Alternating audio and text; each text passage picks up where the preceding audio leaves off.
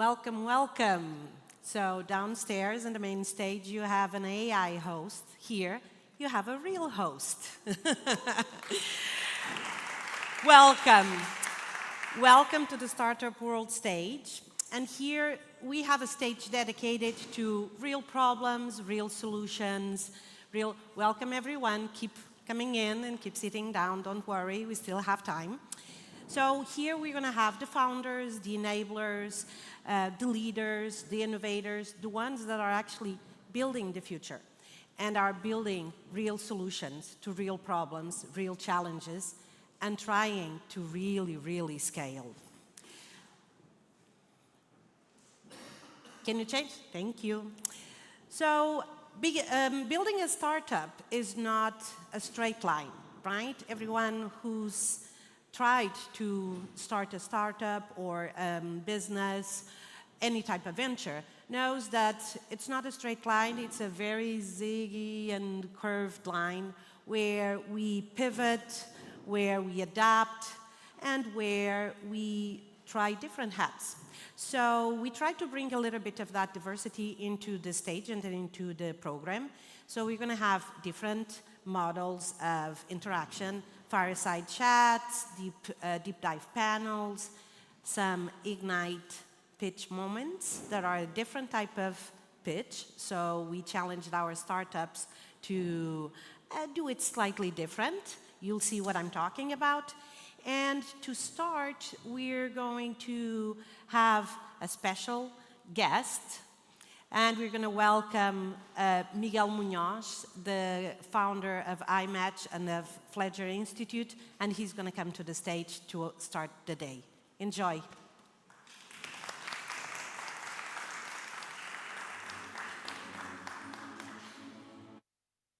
The stage is yours.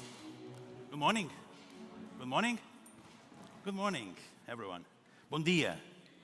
Bom dia is always better, right? I'm going to speak in English because it's the official language of the event. I know also some foreigners here. And I'm going to talk about unicorns. Beyond unicorns is the way I phrase it. I want to kind of present you with a proposal to maybe change a little bit this unicorn chasing race that we are. So, good morning, I already said it. And I'm going to start with a strange question. A question that maybe some of you will understand, probably the elderly like me, but others will probably learn something else as well. Who in here know what is a gambuzino? Please raise the hands. Okay, there you go. Who in here actually went out on a gambuzino hunt?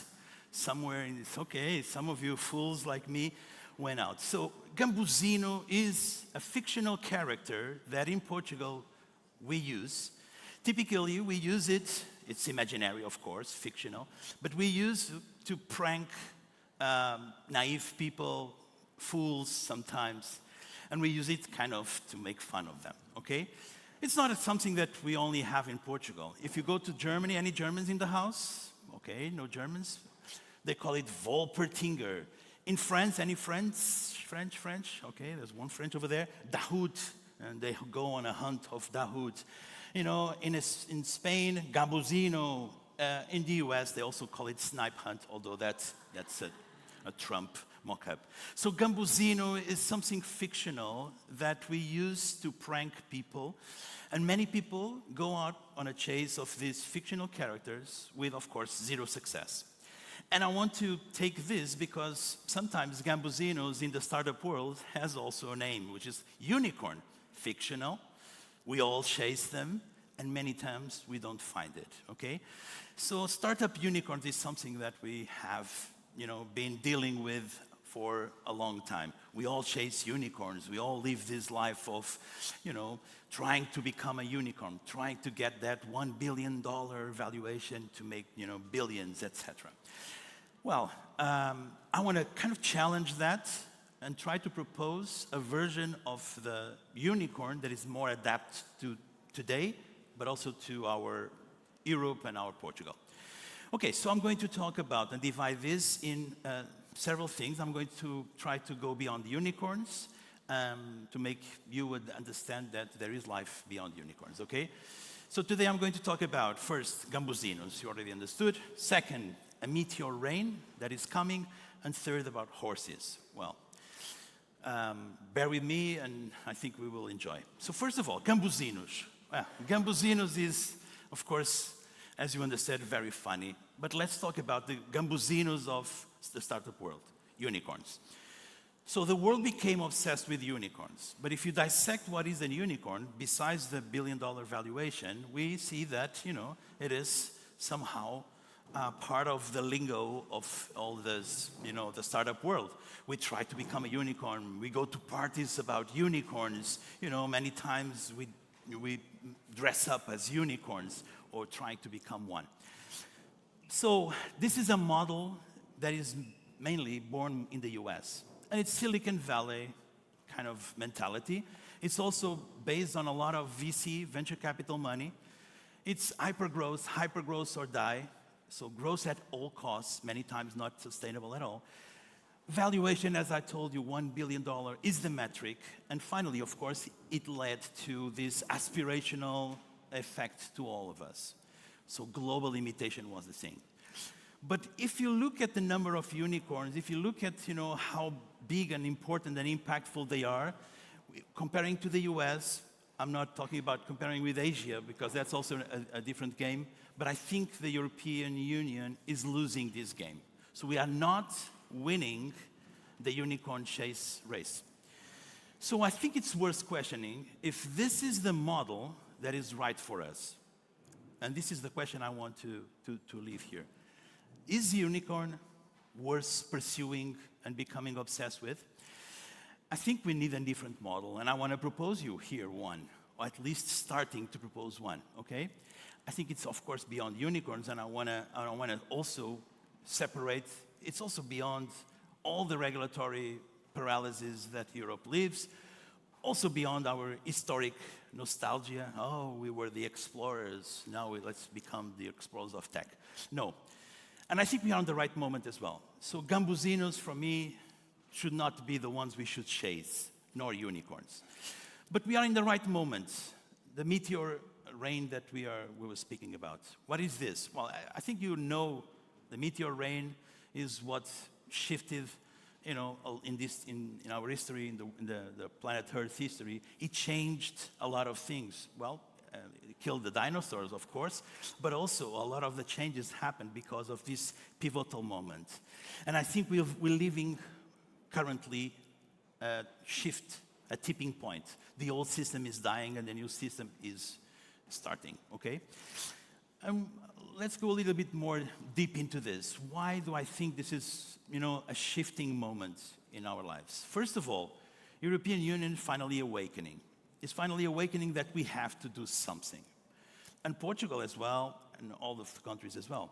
I don't know if you have read the Mario Draghi report, but it points and gives a couple of good recommendations on how we should become bigger, how we should accelerate, and that doesn't mean, obviously, copying or imitating others' model.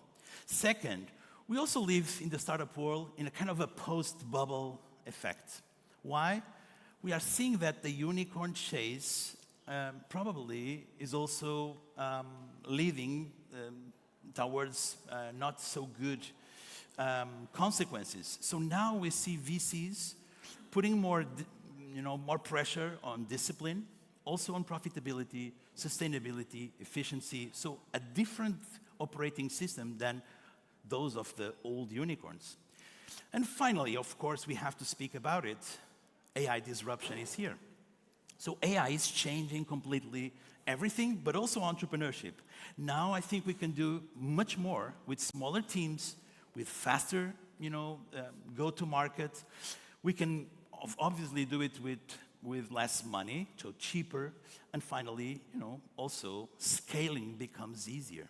So that's another, element that helps us think that this is the great time to be alive, of course, and a great moment for entrepreneurship.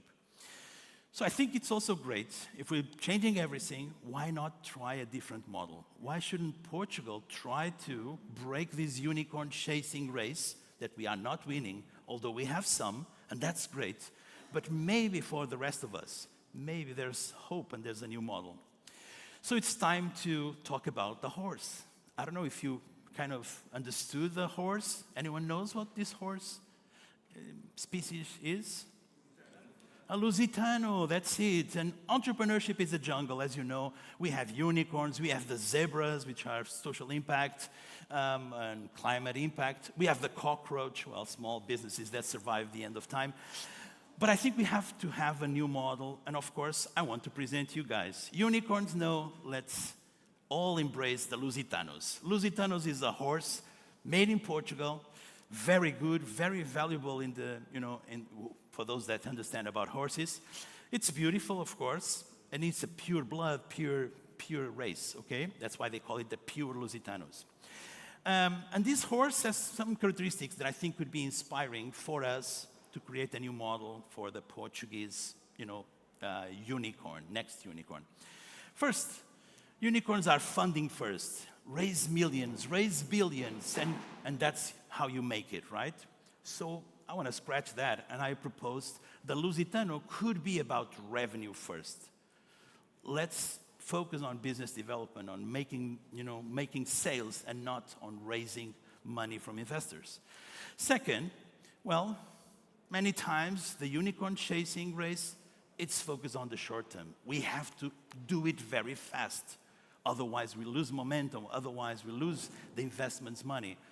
I think the Lusitanos, as Portugal, ancient country, we should focus on the long term, not on the short term. We are here to stay. The unicorn many times is make the pig fat and then sell it. Here, I think we can stay for the long time. Also, we already talked about it. Growth at all costs. It's kind of the way to grow. And many times we see news that many unicorns are leaving towards miserable and disastrous decision-making in terms of human, planet, financial, etc. I think the Lusitano is about sustainable growth, growing sustainably, and of course with a lot of attention to people, planet, and profit as well. Also, another characteristic is, of course, the unicorn is valuation first. I think we should change this and should focus on value. How can we bring value first rather than valuation? Valuation is value for investors. Value is much broader, and it helps society and economy. And finally, of course, unicorns are much focused in tech. Well, we are in a tech event. We are focused in tech. Well, I think we have to bring the Portuguese cultural DNA. And I think we are very good on the human side of it, right? So I think tech plus human. Rather than just AI, maybe we are, talking about a hybrid AI plus humans. And I think it's, Lusitanos could be an interesting agenda so that Portugal can make a difference. And I think that's the call I wanted to make.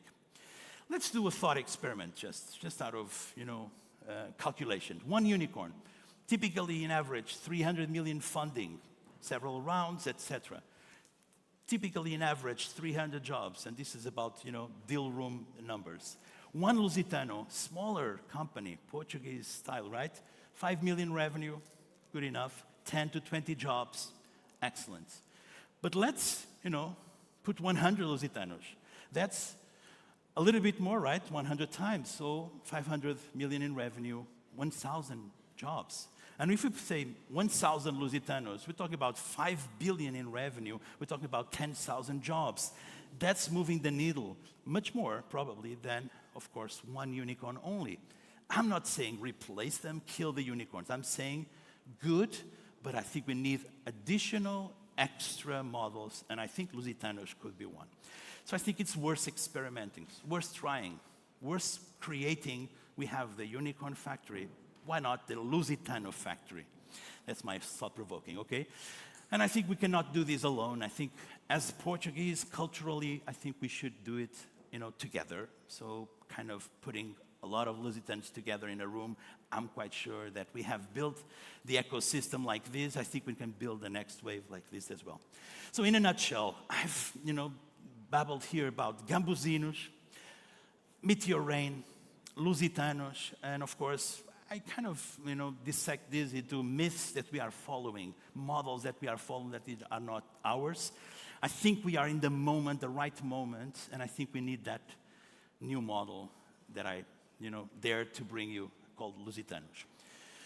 So, as the name of this conference says, let's build the future, and I think we can build it without gambuzinos, please, without unicorns, or at least in parallel to unicorns, but with the magnificent Lusitanos horses with some pictures there that I think it helps.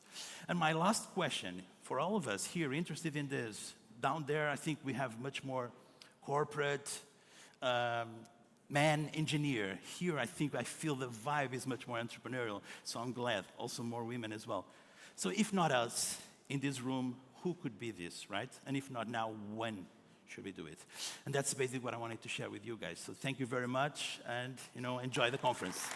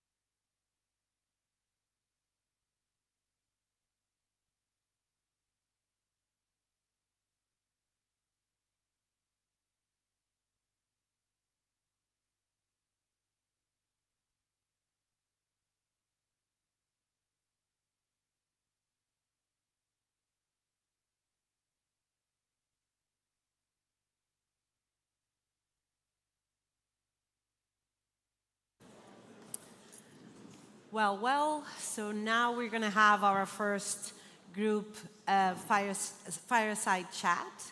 We're going to have three speakers on stage. They're going to talk a little bit about unicorns and how to be a unicorn and what we need to have in Portugal to allow us that.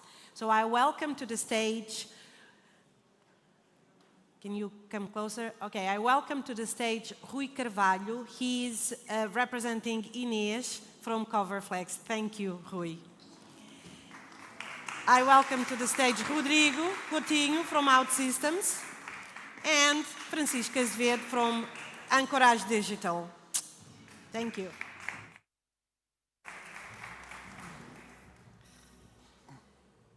Good morning, everyone. I was challenged to be provocative today, so I'll do my best. And we hear a lot about unicorns and today even lusitanos. But today we want not to just talk about wins. We also want to talk about friction and what actually takes to build a global company while trying to fight the local bureaucracy and rigid laws that we have. And so I maybe would like to kick off to ask like the audience, if within the last 6 months, if you lost any top tier candidate or employee to work for a remote company, like US or EU, that is actually paying much more than we pay here in Portugal. So can you raise your hand if that actually happened in your company? Okay. So let me give you some provocative stats to set the stage on the challenge that we see and we face in the reality of Portugal. We had like a brain drain, so 30% of young people born in Portugal are now living abroad, and 40% of those immigrants have higher education. We have the 4th highest tax effort in the European Union, so we have a lot of tax trap. And for companies, we have the highest maximum corporate tax in the OECD. We have a lot of bureaucracy, so for those who work here in Portugal, it is state departments typically don't share data. They force companies to duplicate paperwork. They have disconnected portals. They require physical authorizations and signatures in paper. And sometimes it seems like we're fighting in the 20th century red tape while trying to build 21st century tech. And we also have, and this has been a hot topic in Portugal recently, that is the labor rigidity. And while we are trying to run agile startups, it's hard to do in an outdated legal framework that we have in Portugal. We have lack of flexibility, we have this rigid 14-month salaries, we have long notice periods, and a near impossible termination laws, which in startups and unicorns and lusitanos makes it really, really hard for companies to adapt and to scale fast. So maybe I'll throw the question to both of you. I would like to know, like in your own reality, whether it is building products, whether it is scaling teams or managing capital, what are the biggest structural pain points you are feeling that operating in Portugal right now have? You want to start? Go ahead. I can go.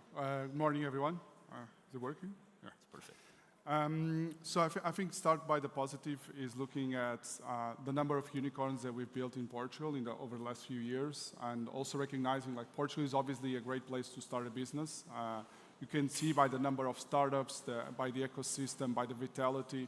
Today, I think compared to 10 years ago, starting a company here is much easier, the access to capital, etc. So I think, and you also can see like the number of startups, scale-ups, international banks that came to Portugal. We have good weather, everybody speaks good English, there is a lot of talent density, so I think overall like it's a good place, right?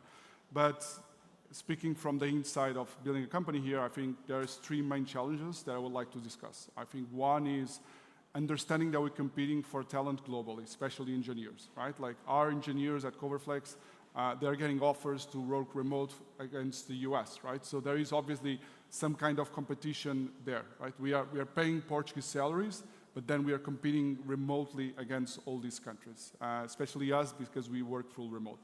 I think the second challenge is bureaucracy, like it's obviously the favorite word of everyone here.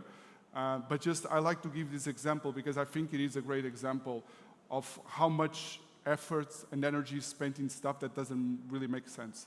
I think if you think about what is the role of an accountant, we think about it as an accountant here. We think about it as someone that does compliance, right? Someone that does tax filings, that does the accounts at the end of the month, right? But that shouldn't be the role of the accountant. The accountant should be someone that looks at the accounts, have strategy discussions with you. But in Portugal, the idea is like the accountants only call you because there is some paper missing at the end of the month, right? That's the only thing that they do, right? So there is always this effort around having to comply with stuff without really having all that energy that we're spending there doesn't have any side in terms of creating value for the economy or for our own companies. And then the third part for me is like, it's just the labor market. I know this is not a political point that I want to make, but like the labor market and the labor framework was built for our parents, right? My parents worked in the same company for 20, 30, 40 years, right? It was a rigid structure. If we think about today, like most of us, like we work in the same company 3, 4, 5 years. So it's a completely different dynamic on the labor market, but the laws are still the same, right? And we have to understand that we are not competing only in Portugal. We have now a global pool of talent. So I think there is a lot of improvements that need to be done there. Yeah. So I'm going to pick that up. I agree. I think the labor market is an issue in Portugal. And don't get me wrong, I don't believe in wild capitalism, not at all. But it is very difficult at points, especially when people have stayed too long in the company, to part ways.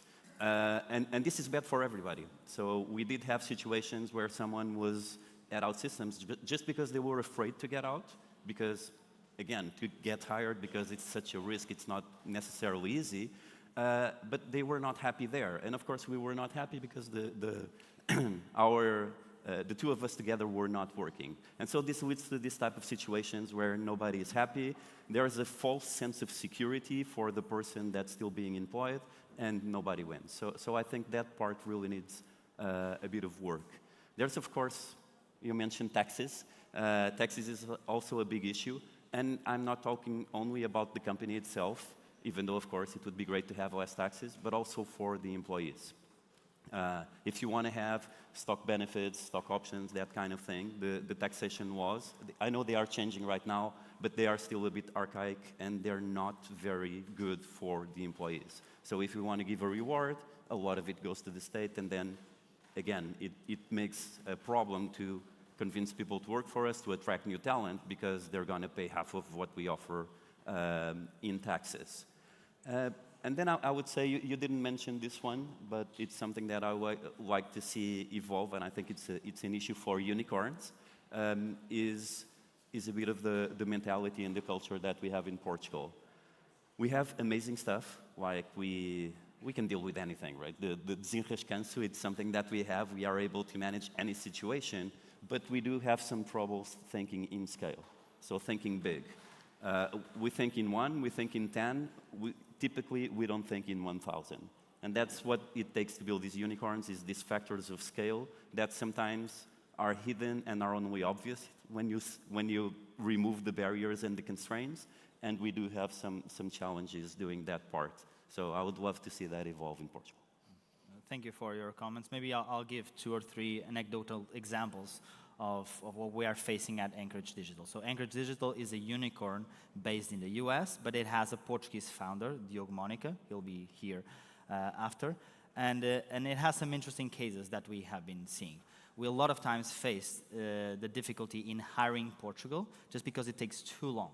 On average, at Anchorage, whenever an employee accepts our offer in the US, typically it takes roughly 20 days for them to join Anchorage. In Portugal, the average, it's 48 days. So this, just a long notice period, a lot of times make us make the tough call of actually hiring in the US, although it's more expensive because we need to scale, we need to run fast. And this is one of the examples. The other one, maybe I would call out something that was almost funny. That was when we hired a financial director for Portugal. It took him 1 year and 4 months to be autonomous making a banking transfer. Because there was always another paper to sign, because compliance laws didn't allow for people to give him the authorization, and there was another paper missing from the founder, and then it was not all the org charts were not updated. So how can we compete in a world where someone takes 1 year and 4 months to actually be able to autonomously make a bank transfer, so a finance director, when in the US, how can I explain to my US colleagues that it takes 1 year and 4 months? This is the reality that we are facing. And also touching on the point that you're making about equity, which I think it's very important for us to have a completely different shift in our mentality. Just recently, we had a tender offer, and this was public, and Anchorage gave 100 million to their employees. It was amazing. It was very well received. And when I compare the tax burden that our Portuguese employees had on for those who participated in this tender offer, most of them paid 55% of taxes on something that was generated mostly the revenue in the United States. And actually, this is hindering the capacity of these folks actually potentially leave Anchorage and then create their own companies and then generate more value for the Portuguese reality, for the EU ecosystem, just because we have the state that already has very high taxes upon employees in our day-to-day, in our monthly salaries, but also is taking a very big portion on the equity piece. So these are a couple of cases that I would like us to think differently and try to also, as startups, raise the awareness of our government on how we are missing some of these opportunities. Yeah, and it's not only the taxes. So at one point at OutSystems, what we decided is everyone that's working there has a stake in the company. Because it doesn't matter what you're doing. It doesn't matter if you're receiving customers at the door or if you're developing the next platform. You are part of OutSystems, and therefore you should have a share of it. Doing this in Portugal, it's completely impossible. So this idea, let's give shares to everybody, it was so complex to do. We tried to do it in Portugal, and we just couldn't do it because there is no framework, there is no preparation on a Portuguese state for us to be able to do this. So this type of hindrances then prevent us to attract the talent that we need. So there's this bureaucracy side together with the tech side that's really becoming an issue here. Let me just disagree with you on one thing. It's not impossible, it's very sorry, difficult yes, because actually it's at just a Anchorage we nightmare. have every employee has equity, but is a burden. It's very hard to manage all of this. And maybe, and we also heard talking about the importance of the US market, and historically, and maybe I'll turn a little bit more to you, Rodrigo, that is, a lot of the success cases that we have in Portugal for unicorns, actually they had to go to the US to truly scale. So what can we do and how can we create that environment in Europe? And how can Portugal position itself to be at the forefront of this such needed change? So I think there are two reasons why unicorns tend to expand in the US. The first one is, as it was mentioned in the previous section, most unicorns are technology companies, and the US market drives technology. So it's much easier even to sell worldwide if you have success in the US, because other countries look into the US for an example and for what's next. So that's a part of it. So if you win in the US, it will be much easier to expand. But specifically about Europe, what we found, and this was in the early days of OutSystems because we started in Europe, is that it's so hard to sell in different countries. They're all very different. So you'd think that neighboring countries would have similarities and all of that, but come on, look at Portugal and Spain, or the Netherlands and Belgium. It's really completely different to make a sale in the Netherlands versus Belgium. And I think this makes it very tough to achieve these big scales in Europe without opening offices everywhere, which of course, if you grow through people, then your scale part is going to be hindered. And so that learning was super interesting because even in the same industry, so when we started selling to telecom companies, and we thought, if we sell to a telecom in Portugal, then we can go to Spain, to Vodafone or whatever, and tell them, look, we had success in Portugal, so now it's very easy, just adopt it. That's not how it works. You need a Spanish person, or in case of Belgium, you need someone in Belgium. So these are all challenges that we right now have in Europe. I'm not sure if we alone can do something, but I would love to see this mentality change throughout Europe, in the sense that we should be look at each other much more as a unified Europe rather than a bunch of different countries with their how do you say in English, quintinhas, with their backyards and all of that. And I would love to see this ability to, if you are a trusted partner on a specific industry in one country, move that to another one. I bet you're going to have some comments on EU and flexibility. 100%. So typically I position like there are two types of startups. Like OutSystems has like a global product, I would say, right? You can sell anywhere. And you have like companies like ours that are scalable, Coverflex, but it has a local product, right? So there's a lot of regulation behind it, right? So what Rodrigo is saying makes a lot of sense. So add on that, needing to adapt to different legislations. And it's crazy because like we have like these 27 markets, we tend to think like European Union as one, but it's like 27 markets stitched together in a way that doesn't really make sense. Like we have like just the meal card, which is something we sell in all the markets. It's different everywhere. It has different regulations. And even stuff like we were discussing here, the stock options are different everywhere. Like a small requirement of something called digital archive, it seems to be the same in every country, but you have to pay lawyers to find the differences in every market. So everything tends to be different. And I think like when we talk about like how can Europe compete with the US, I think this is the main struggle that we all face. It's like, if we were in the US as a company, like our life would be completely different. Like we'll probably be a unicorn by now and it would be much easier to sell. But the fact that we are a Portuguese startup needing to go to other markets, like when we went to Italy and Spain, it almost felt like building a new company, right? And that doesn't make sense, right? Because we should be part of the same market. And I think EU Inc. is a great idea. I do question, is it possible to really happen? And maybe, again, giving an example that we're facing at Anchorage Digital, that is the MiCA license. It's the license to operate within the regulatory system of the European Union for crypto assets. And basically what we saw was that there was a derivative from the European Central Bank, but then each bank on each country was actually running at different speed. So it was actually fun to see that in Portugal, which would be the normal expansion of this license for Anchorage, we actually, when we tried to see the conditions we had with Bank of Portugal, they were much later in adopting this than other countries, which made us go back to what the case you're saying, like paying lawyers to then go to other countries and see which were the countries that were at the forefront of applying this legislation. And back then was basically Luxembourg and Ireland, and were the main options that we were looking to do. But because of all this bureaucracy, after even trying to get this license, it passed so long that we kind of had to put on hold, because as a startup and as a company that needs to run fast and to scale and to adapt, we were putting too much effort and even money into something that was still operating as an old-fashioned way. So, yeah, but the question, I think the point there is understanding that we are not alone, right? Like we are competing against the US, we're competing against China, and we have all these concerns about all of this stuff, which makes a lot of sense, but we're still competing with all those markets, right? And if we don't adapt and if we don't find a way to move faster, then we're going to lose. I think that's the idea. Completely agree. And now there is a word in the neighborhood that is AI. I think some of you might have heard about what's going on.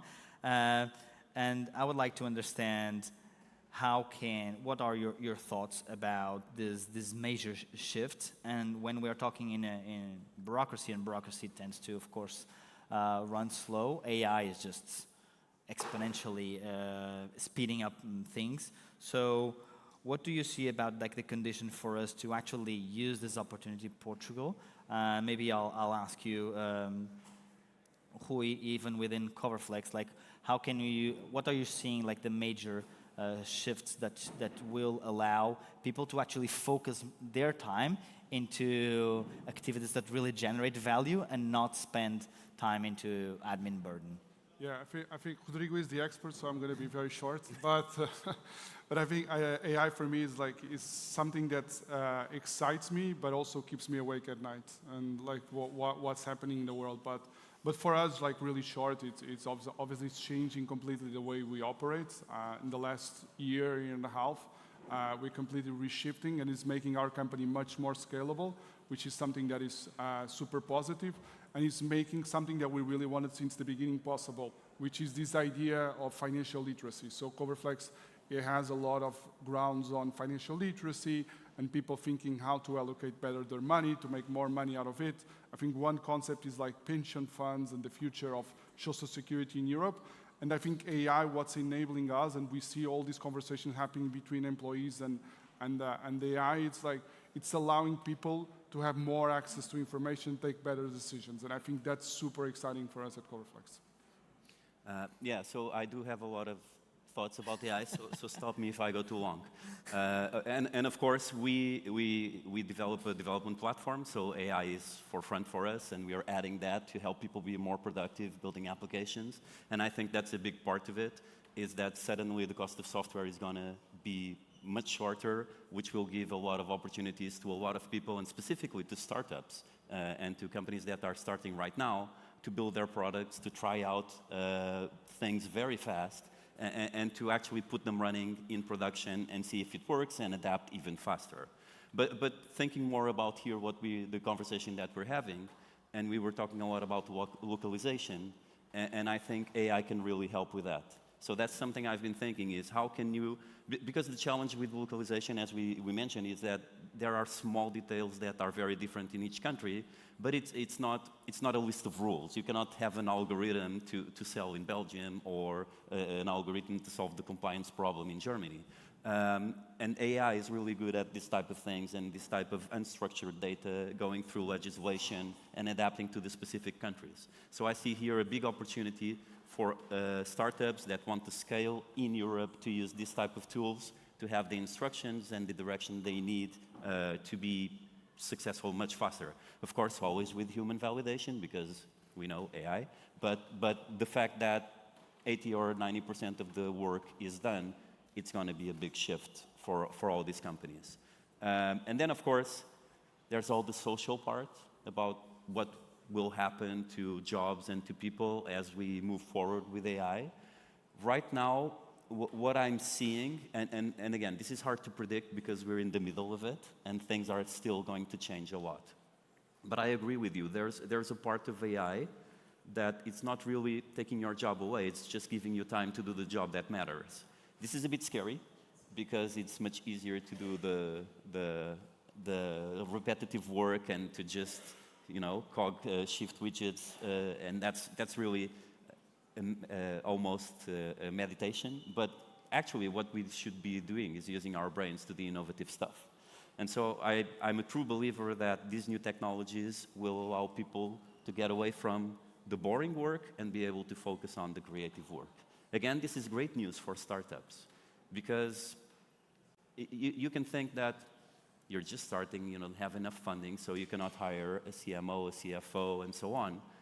Well, there are already a lot of agents that can do a big part of that work for you. They will never be as good as a top-of-the-line CMO or CXO, but it's better than having nothing. And so suddenly, this idea of having a one-person company becomes real, where then you have a bunch of agents to help you get started. Of course, then you'll build a company and you hire a lot of people, but just get you off the ground, this is an amazing way to start. So you can see there's a lot of ramifications, and I could stay here all morning, but I'll... No, and maybe just also following up what you said, I'm curious to also hear your thoughts on how do you think that this is going to be the conflict between this reality that we're seeing in startups and the use of AI. And for example, at Anchorage, every single department head had to, in their annual goals, to have some sort of adoption of AI that actually was increasing the productivity. This was mandatory for everyone. How are you seeing this conflict between what companies are trying to do and then what we see that is the landscape that they operate, specifically in Portugal and in the EU, where everything is still slow, is still bureaucratic, is still rigid? Well, there are all of those compliance issues. So, of course, I'm talking about the specific industry where we're at. There are other industries where the use of these tools is much more controlled and so on. But I think alternatives are showing up. So, of course, it's not the same because the big models by the big companies are so good nowadays. It's unbelievable. But you do have alternatives that you can run within the sovereignty that some of the business needs. So there are alternatives. Typically, they are not as good, but you can still do it. I found it interesting that you put it that way, right? Right now, we are at that stage where it's like, we're not sure what technology does, so we're going to force you to use it and see what happens, which is a weird place to be in.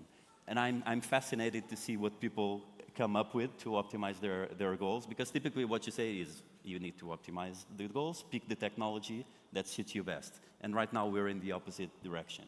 So it's really interesting to see what companies do and the creative part. So there is still a lot of difference between people that use this to the most, and I know a few crazy people that basically are running agents, that's all they do, versus some people that are basically using to write emails. So it's going to be very interesting to see how this evolves. You wanted to say? Yeah, no, I just wanted to add, like, I think the tension is always going to be the human element. Like, for us, like, when we started using AI, it meant that because we were growing, we didn't need to hire a lot more people, right? I think the tension comes from companies, like, if the output is still the same, like, when you do force people to use AI, like, how do you change the behaviors and how do you change the organizations? And I think there's going to be a lot of tension there, and I'm just curious to see, but I think it's going to be hard. Maybe now, and we're running out of time, it's maybe time to stop complaining and let's start to think how can we do differently. And I also want to end like in a high note, and despite all the bureaucracy that we're seeing, we actually still produce like a very good ratio of unicorns. We have a top-tier English fluency. We have incredible talent density, mainly, of course, in STEM. We have, and our famous that you already mentioned, our capacidade de desenrasque. So our capacity, the Portuguese capacity to just overcome challenges that in the moment, and actually we have been able to build global winners even within all this context. So I'd like to, like as a final question, in order like to leverage this talent and to attract more capital, what is the one structural thing that Portugal needs to change now to ensure that we are able to build the next generation of Lusitanos, of startups, scale-ups, and unicorns? I said it before, like I love living in Portugal. I think we have all the conditions, European Union single markets, or at least I would just align everything with Spain and try to make it a single market there, something on that area. I think we have all to gain to trying to make as much as possible a single market. I think it will exponentiate the capacity to build more startups here. I don't have a structural solution. I think it's a very complex problem, and we highlighted a bunch of things. I love your solution, by the way. Would love to see that happen. But I still think we do have a lot to offer as a country to build these companies. And it's also a little bit of balancing what people want and what people need. Because even inside Portugal, there's a strong tendency to stay in Lisbon. And when you start spreading throughout the country, you discover all this amazing talent that's available through Portugal. And there are a lot of people that are willing to sacrifice earning more money for a more comfortable life, in the sense that they have more work-life balance, they are able to live in the countryside, and they are able to have all of the advantages that Portugal has to offer, still have a work in high tech, and eventually they're not receiving US salaries, but they are receiving Portuguese salaries, and they are contributing to the Portuguese community. Because it's also a lot about that. It's just not building a business to earn money. Of course, that's what shareholders want, but I mean, founders and what we want is to actually make the community better. And that's a big part of it, and it's worth the investment, because then it all goes back to you. So I think paying it forward and building this community here also has all of those advantages. Okay. I would say that we are seeing this friction between the tech sector and then all the other sectors. So I would say there is a very big opportunity here in Portugal to actually think about potentially treat things in a different way. So we see how value can be created in the US because they are very flexible, because they want to be fast, they want to grow fast. And so what I think is that how can we have the state legislation, all this bureaucracy that we have, potentially having a different scheme for this technological startups, so that we do not spend a lot of time, because I bet that all of you also face that, into admin burden, and actually we can dedicate that time into add value, into building stuff, and not spend time in this bureaucracy. And how can we simplify the lives of startups that are in this scaling moment where all the time is precious, in order to really attract capital, attract talent, and build a bold vision that actually put them thinking in a great scale, not just in the scale of Portugal, not only in the scale of EU, but as a global scale, and how can they win in this global market. Would love to see a few Lusitans showing up that use AI to solve the bureaucracy problem. That would be great, if anyone wants to take that idea. Thank you. Cool. I think that was perfect. Okay. Thank you. Thank you. Thank you so much.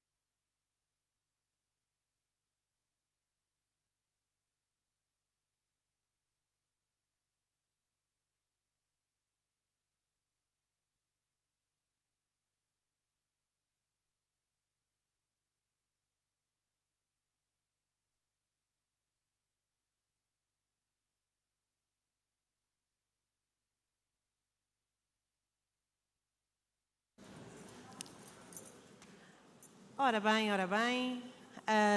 Here we are again. So some of you might be thinking, what is a palette doing on stage?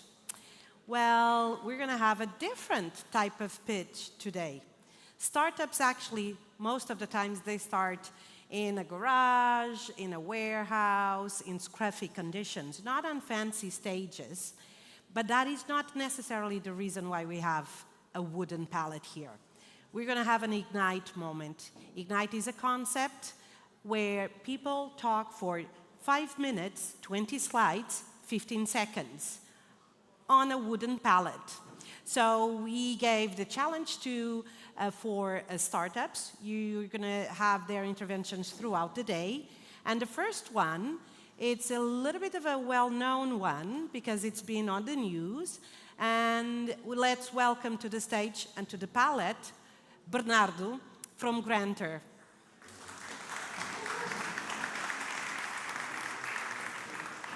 Good luck. Thank you.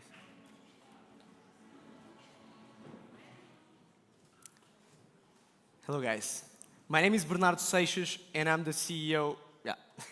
And I'm the CEO of Granter. And we help companies find and apply for grants using AI. But today I'm here to talk to you about the biggest lessons I learned from the perspective of real-world problems that we're trying to fix. And in order to do that, let me take you a step back to the first time I actually tried to solve a real-world problem.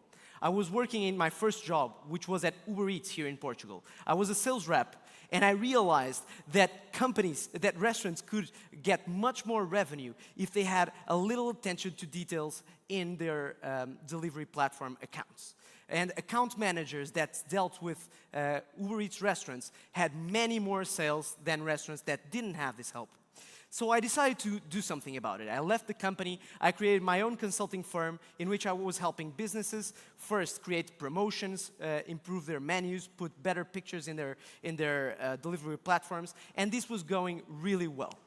But the issue was that this was during lockdown, during COVID, and I'm a sales guy, I'm a people person, so working alone from home was slowly killing me.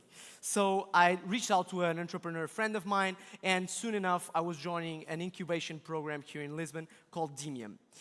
In Demium, I met my co-founder, at the time mentor, and then became co-founder, and I realized that my business was not scalable at all. I was trading my time for money. So I decided to look for another problem. And at that time, a lot of news were coming out from the European bazooka.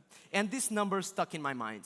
285 billion euros in grants every single year. But then I started asking the startups around me if they were going to apply to all of this money. And their answer was unequivocally no. This is too slow for startups, this is too bureaucratic, this is for bigger enterprises. So I realized there must be something here that I'm not getting. So I deep dive into the subject, and I realized that the main issues in finding and applying for grants was that companies need to search in outdated government websites, read through dozens of rules and regulations, and then spend up to 50 hours writing an application. Now imagine doing all of this without any certainty of success several times a year. The bottom line is this.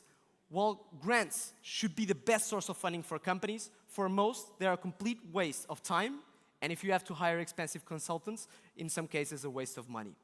But then I thought, well, this must be a Portuguese problem, right? We're very bureaucratic, like the last panel said. But no, when we looked at Spain, Italy, Germany, it was always the same. And even in the US, where I thought there were no grants, there are $1.35 trillion in grants every year. So this is the sweet spot for me and my co-founder, a real problem that happens everywhere in the world, a boring industry with really big numbers. So we decided to find a solution for that. And we raised 400K, and we started to create an MVP with AI to solve this exact issue, find, apply, and manage for grants. And we did exactly that. We create the world's first AI grant consultant, a vertical AI agent that handles all the bureaucracy of grants, end to end. But how does it work? It all starts with grants matching. We created a database of over 8,000 grants in Europe, which is automatically updated every time a new one is announced. Then, our product matches each company to the right grants for them and checks for eligibility instantly. But it doesn't stop at submission. Once an application is approved, our agent will manage the entire project, tracking results, sending reminders, and submitting reports and invoices. As you can see, the time in which companies miss out on grants because of bureaucracy are over. I was a little bit too fast, sorry, so this is gonna take a little bit to update.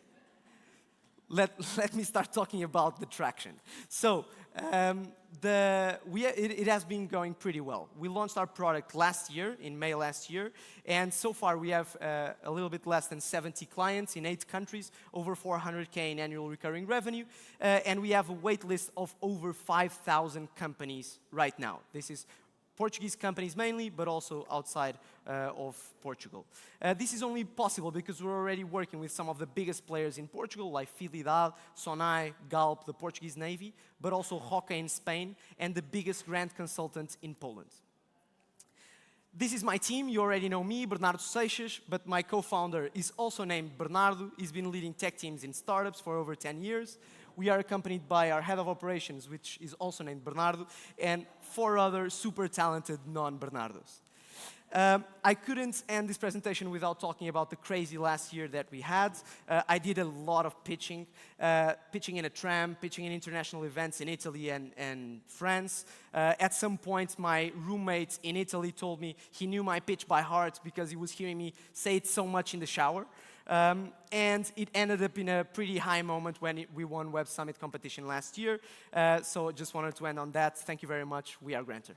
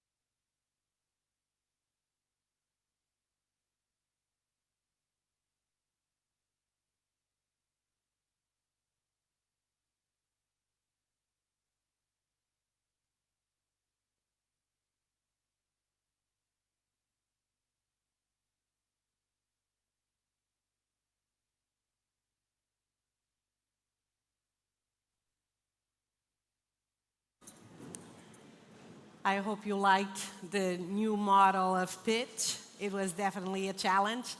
So moving on, we're going to have the first debate panel, which is a deep dive. There will be no introductions of the speakers of the panel, so feel free to find out more about them on our app or on our website or on their LinkedIn. So I will welcome to the stage a group of speakers that will be debating how to scale to the West. Is it still a market? Is it still an opportunity? So therefore, I'm going to call to the stage, by order, Carolina Rendeiro, our honorary consul in Miami for Portugal, Rodrigo Coutinho OutSystems, there you go again. You could have stayed seated almost. I will also call Diogo Monica from Anchorage Digital. Welcome, Diogo. And I will call Madam Ambassador Elise Racico, Ambassador of Canada in Portugal. Feel free to sit. And Pedro Silveira from ICEP will be moderating and contributing as well with a few information about ICEP and how it can help. So good morning, everybody. It's a pleasure to be here. I salute our guests here. And before entering the part of the questions that I prepared for the panel, I want to briefly explain to you what ICEP is, because I think it's really important regarding the subject of our panel today. So ICEP is part of the Ministry of Economy. We are an agency that has two main objectives: to promote foreign direct investment to Portugal. We have a team specially dedicated to that. Usually we focus on big companies and big projects from abroad to our country. And we also have a part that deals with the promotion of internationalization of Portuguese companies. So we have a team that we call Internationalization Department that dedicates to promoting our companies abroad, and it is done always with the role of the key account managers. So it's important for me to explain briefly what the key account manager means, because he is the one that has the obligation to understand what the company does, to understand what the phase in which the company is in the internationalization strategy, so that he can suggest initiatives the company may have abroad in order to expand to other markets. This expansion, the other markets that we are speaking about, we are all over the world. So ICEP has delegations in more than 50 different places, and our delegates, they do mainly two things. They promote big companies, big investments from those markets to Portugal, and they support our companies going into those markets, exporting or even investing, opening an office in those markets. We are very business oriented, so our goal is always to bring more business to the companies that deal with us.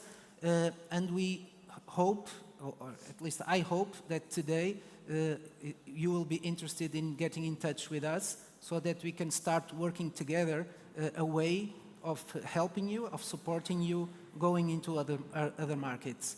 We have a team specially dedicated to that. We are more than 40 key account managers, and we always look forward to have more companies in our portfolio. So very briefly, this is what ICEP does.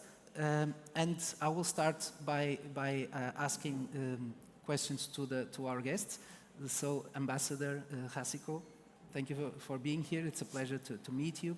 A pleasure. And regarding this theme, what do you think are the most promising opportunities for European companies, startups, into the Americas, in this case more to Canada, of course? Of course. Well, thank you so much for having me. Such a pleasure to be here. We always work really closely with ICEP and with your representatives in Canada that were really dynamic, so such a pleasure to be here.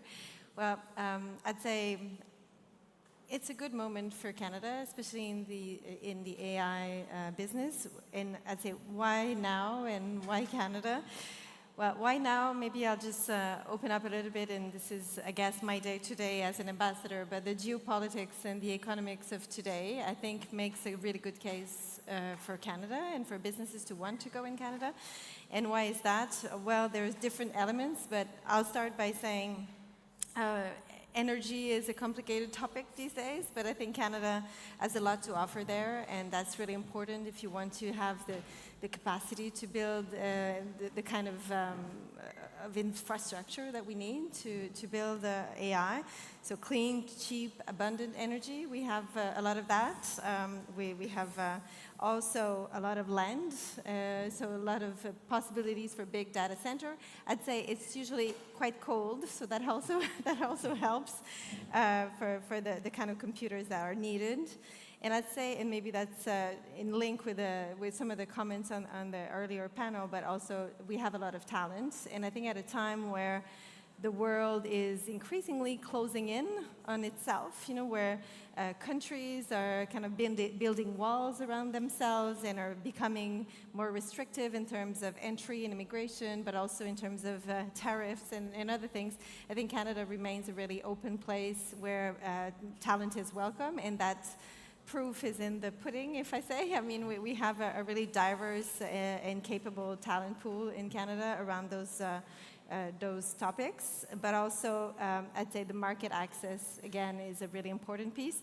We don't have a huge amount of people to train big language models on, but we have access to 1.5 billion people in terms of market, so that's pretty significant. And I think there's also a cultural element to this thing. I firmly believe, working around themes like innovation for quite some time, that it's always better to be in an open and democratic society if you want science and innovation to thrive, because if there are preconceived idea behind what it should look like, that really limits what the capacities are. At the same time, in Canada, we have a long history, I think, in the relatively short history of artificial intelligence, of really minds and talents that have been working on that. And so we're looking at accelerating, but at the same time safeguarding certain elements with ethical questions. And I think, not to put bureaucracy, I know in the last panel there was a lot of questions on that, but just to make it into something that is purposeful, that will serve, not only the economic imperatives, but human beings. And finally, I'd say we're really strong on defensive cybersecurity in Canada, and so that is another element. I think in hybrid warfare that we see more and more, if you want to have the kind of infrastructure that is needed to build tomorrow's economy, you also need to have the capacity to defend those elements. So maybe just in a nutshell to start. Okay, thank you very much. And our friend Carolina Rendeiro, our honorary consul in Miami, same question. What do you think are the most promising opportunities for startups from Europe into USA in this Trump administration? Yeah. Well, the United States right now on immigration is a little testy, right? So you do have to be creative as always. But there is a tremendous opportunity. And then not only is there an opportunity, I think the talent that's coming out of Portugal, out of Europe as a whole, is a huge plus for the United States. And then when you look at Miami, we are known as the capital of Latin America. So you're looking not only at Miami and the United States, you're looking at the hemisphere as a whole. Including Canada, of course, because we have so many Canadians that were there. Some of them are no longer there. But definitely when you're looking at Miami as a whole, we had San Francisco investors move into Miami over the last 4 or 5 years. That's been a huge impact to Miami on every level you can think of. Then when you're looking at the tech, every university right now has its own startup community as well. And they're encouraging exchange of students, exchange of know-how, definitely soft power. And then when you're looking at Miami connected to Brazil, Argentina, Uruguay, you name it, they're all there. In Miami, we have right now 28 consul generals, 28, all right? So you can see that we are expanding quite a bit. We're seeing countries from Africa coming in now as well, from Angola, Cabo Verde, to do on this international, definitely more on the startup community, especially Cabo Verde. And when you're looking now at what language is spoken, well, it is the universal language. First you learn Spanish in Miami, then you learn English, okay? So, but now it's a community which eMERGE Americas, which is our tech conference, which started in 2013, and I had the privilege of being the Vice President of Operations for the international sector for eMERGE. We brought in 420 startups in that first year. And those have now grown into major corporations, not only in the United States, but also in their own countries. Okay, thank you very much. Just to add to what I said, in the Americas side, so to speak, the other side of the Atlantic, ICEP has offices in Canada, in Toronto. In the United States, we have 3 in New York, Chicago, and San Francisco. Right. We don't have one in Miami yet. Exactly. We can talk about it. And we also have an office in Mexico and in Brazil, of course. Yep. And now coming to Diogo, what cultural or market mistakes do you most frequently see European companies making when entering the United States? So many mistakes. Okay, let's start from the top. The first and biggest mistake, specifically Portuguese entrepreneurs do, but European entrepreneurs in general do, is they start in their local markets. Even if you win 100% of Portugal, I will not invest in your company. That is not big enough. And the biggest mistake that they do is by building a product to a specific culture into a specific market, they build the wrong product. They think they're going to be able to scale whatever they built locally, internationally, but they don't. It never actually works that way. So if you want a successful company, you have to go to the largest market you can find. Where's the largest market in the world? It's definitely the United States of America. Right now, 80% of the venture capital that is being raised in the world is raised in the US. 20% is the rest of the world. Europe is totally irrelevant. Less than 10% of the venture capital that is being invested in Europe. And by the way, in terms of AI, the numbers are even more horrible. I want to celebrate, like you want to celebrate, the European company that this week raised $1 billion for the AI company. However, last month, OpenAI raised 110. And so what are we talking about in terms of magnitude and dimension? There are 3 jobs as a CEO that you need to do. You have to fundraise and can't run out of money. The United States is better for that, has all the money. Number 2, you actually have to hire the best possible talent. We have a lot of talent, but nobody knows scale. Nobody actually has built the things that you need to build. So the United States has the most talent. And number 3, you have actually to set a coherent vision and go where the clients are. And where are your clients? They're certainly not in your local markets. So those are the 3 biggest mistakes, which is what makes a lot of companies not succeed. And then finally, you know, this is a personal pet peeve, but please do not incorporate in Portugal. Incorporate a Delaware C Corp and then have a local company, because if you incorporate in Portugal, American angels can't invest in your companies, because the United States is great at trying not to get Americans to put money outside of America. So there's all sorts of compliance nonsense that we have to do if we have to invest in a European company. So please don't do it. Make it easy for us, make a Delaware C Corp, and then actually have the Portuguese company under it, and you'll have a lot more American angels and a lot more American venture capital. You will thank me later. Thank you, thank you. Rodrigo, the same question to you. What do you think are the biggest mistakes that are being done by companies from Europe that want to go to US and Canada? Okay, I can actually talk about our mistakes. OutSystems started in the US in 2006. Our strategy was to send one guy. We gave him a set of car keys, put him in California, and told him go and sell. Luisa was actually there also. And what we found was a couple of important things. One of them is that the way you sell in Europe, it's completely different from the way you sell in the US. So we have this rather complex product that does a bunch of things. And in Europe, like in Portugal, in Belgium, you can just ask people to go out to lunch with you, and you have 2 hours to explain what you do. This is amazing, because we have such a huge product, we can tell about all the little things that we do amazingly. Not in the US. The attention span is much smaller. They would get totally lost in our explanation of the product, because they're used to buying small products to fix a specific thing, not to buy a product that's strategic and solves everything. And what this required was that we completely changed the way we sold the product. So at that time, we actually hired some talent from the US, a new CMO, amazing guy from Texas. And the first thing he did was completely change the message so that we could boil down everything the platform does in 5 bullet points. And even that was too many bullet points, but compared to what we had, it was already amazing. I agree with the part of the talent. And don't get me wrong, we have amazing talent in Europe. We have amazing heads in Europe, but when you start thinking about scale, that knowledge is mostly in the US, because they had the experience. Because anything you do, the smallest business in the US is a big business. Even if you sell a particular piece of plastic that's only used for lavatories, suddenly that sells to the entire country, and it's a big business. So there's a lot of experience in scaling. And so I gave the example of the CMO, but also in terms of our engineering team, getting that talent was super important. And you see that even in Miami, for instance. So it's funny. We have a big event where we invite customers and prospects to come and look at the new things that we are doing, and we did it in Miami last year, and it was a huge success.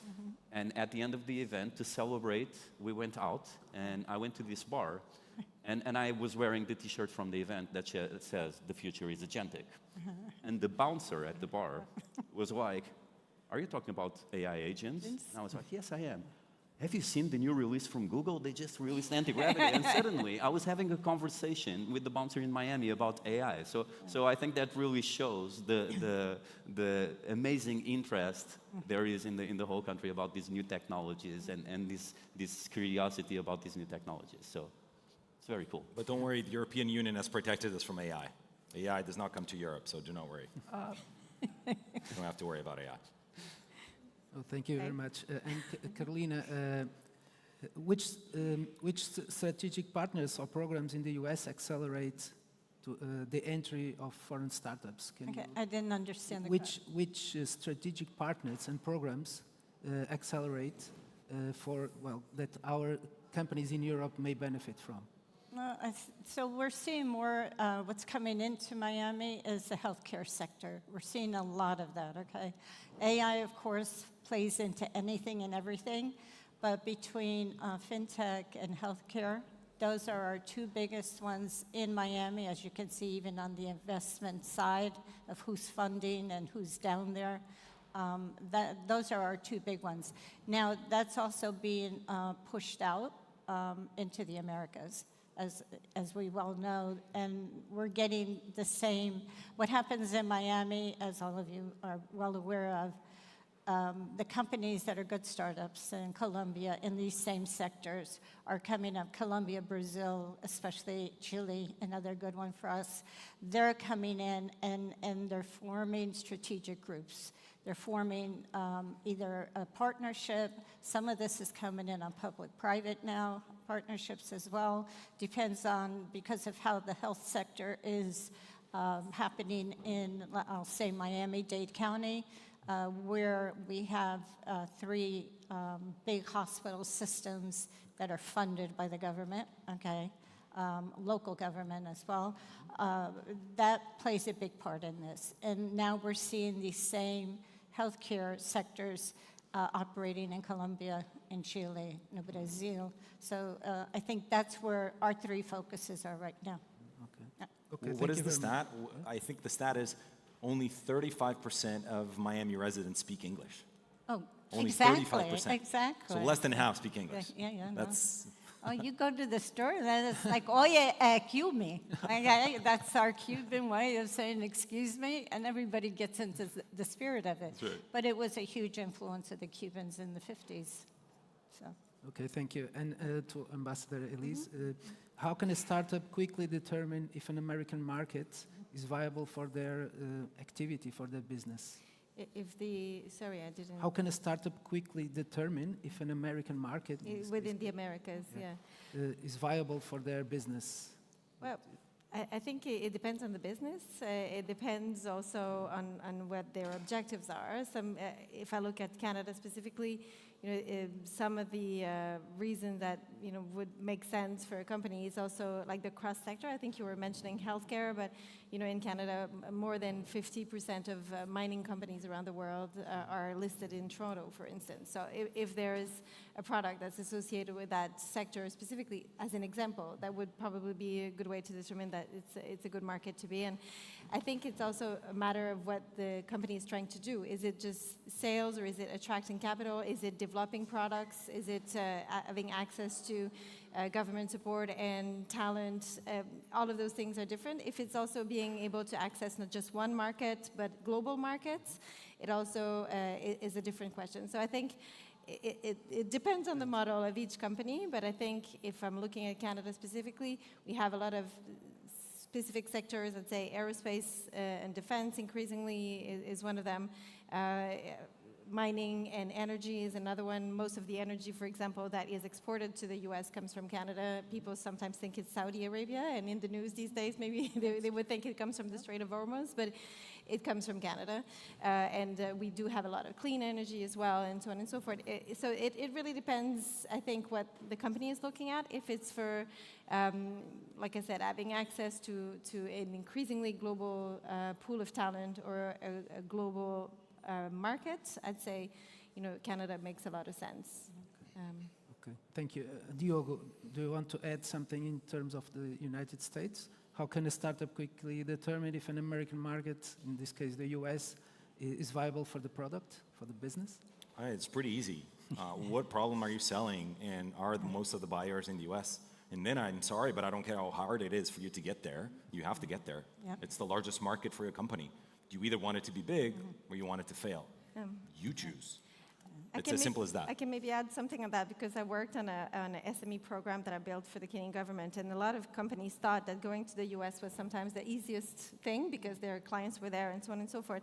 But sometimes growing in that market was really hard because the competition is really tough. So I think it also, are you at the right stage where you can actually get that market, or would you maybe look at a smaller piece of, if it's the American market, let's say Florida, for instance, because there's a lot of sub-markets also within the United States. And so I'd say it's about the buyers, but it's also a matter of, finding, are you at the right stage to get this huge market ready for, are you ready for that? Or do you have... I would always invert these things because the main thing is that you can always succeed and you can always be a big fish in a very small pond. Always. You find a puddle, and you're going to be the king of the puddle. It's like a little puddle. It's like one by one, and you're the king of that puddle. Congratulations. You've achieved nothing.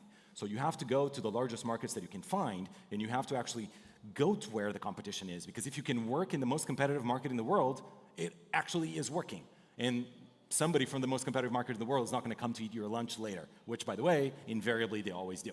And we've seen these companies doing tremendous expansion internationally, and when the winner comes, in Uber, et cetera, they come to the local market and always dominate. Where are our local Uber players? They don't exist. Uber is a dominant player, and it started in San Francisco because the scale, the knowledge, the experience, the capital, all these things make them so much better. So my advice is always, yes, it's hard. Yes, that's why one of the founders minimum needs to be in the market where your clients are. And there's, by the way, companies for which your biggest clients are not in the US. Fine. There's things for which Canada is the place for you to go. There's places for which Europe, maybe it's your market. Maybe Australia is actually the first or second largest market for your specific product.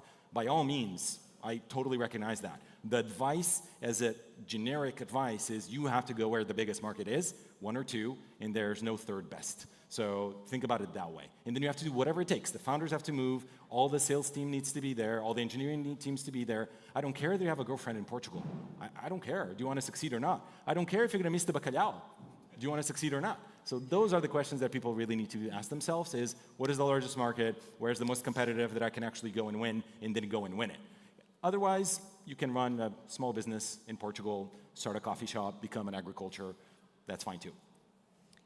If I'd like to just add one thing is, the companies that I work with that come into the States from Portugal, one of the big focal points I try to make them understand is that they have to look at, the United States considers startups as great economic development in every city, where that's not looked upon here that way. I mean, it's starting to kind of show up in conversation, but we talk about it. You talk a lot about it, okay? But it hasn't, they don't have a track record on that. We do. We can see the startups in Canada, the exact same thing. Startups are a huge part of economic development in the United States. And that's the pitch that has to be included in their, when they go to the US market. And they have to learn that here before going there. Because once they get there, they crawl back in. I'm Luso-American, so I know how to think this way, and I also know the American way because I worked for 44 years there.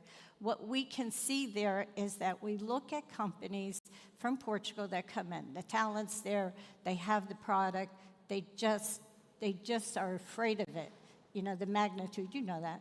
And so when I tell them is that you go in, we're going to go talk to economic development, and they're like, why? And you have to explain why not, all right? So I think that's the mentality focus. That has to be taught, though, in the universities, okay?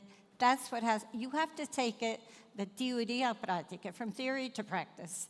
You can't just go in theory to the United States. It will not work, so.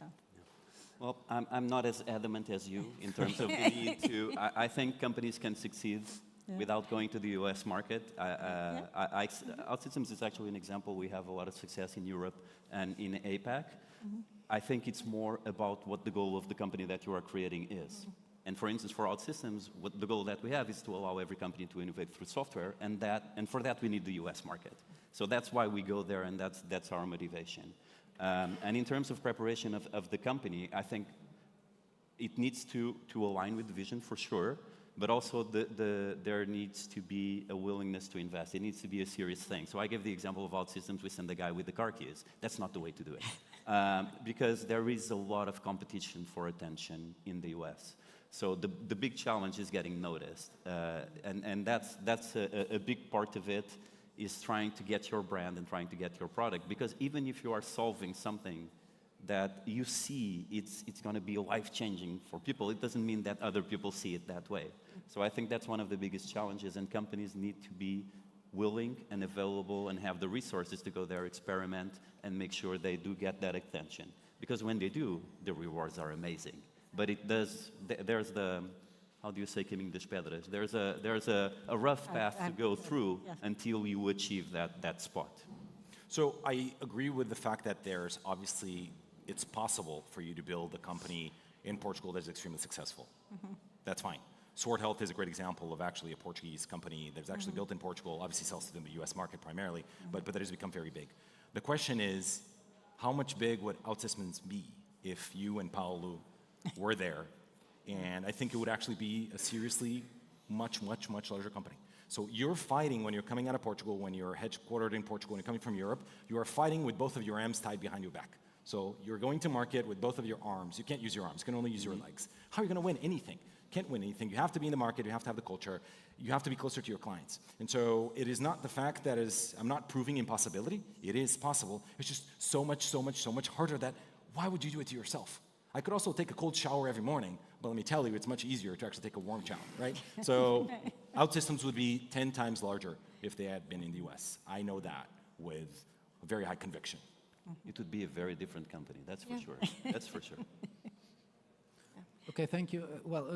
We only have 1 minute left. I would like to take that minute to speak about a little bit more about ICEP and what we can do for the companies. So we have a team at ICEP, at the internationalization department, dedicated specifically to startups.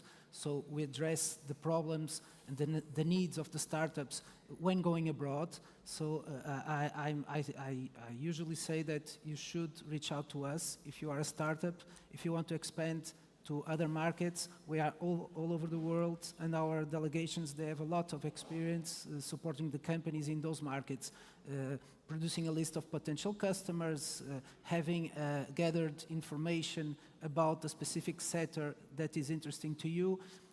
We didn't use to have a team specially dedicated to startups, but we understood that the startup ecosystem in Portugal is really strong, and we had to adapt. And so that's why we built that team. I'm responsible for that team, and all the initiatives that we do from Portugal to other countries with startups go through my team.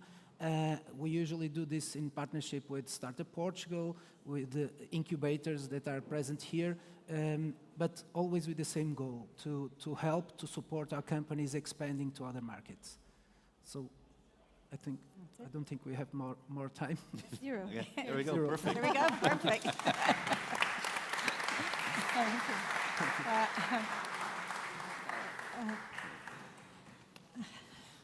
On your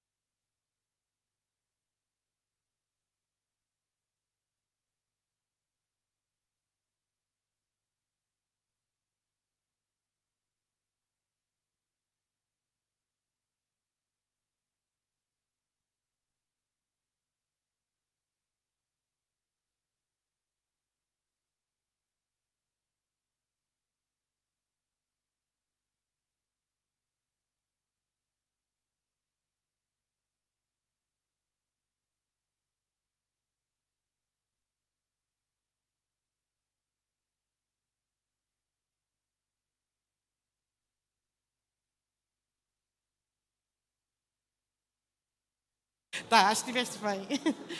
Sorry, thank you. I love it. I love it. This is a very active stage and an active room. And that it's a full room. I've been loving having people standing. You know, there's always a concern. Oh, but people are standing. No, no, no, no. We love it. It means people really want to hear what's going on stage. So, we have again another Ignite moment. That means we're going to have again another pitch. And this time around, we're going to give the palette to Jorge. Jorge, Cloud Sweep, take the stage and the palette. Good luck.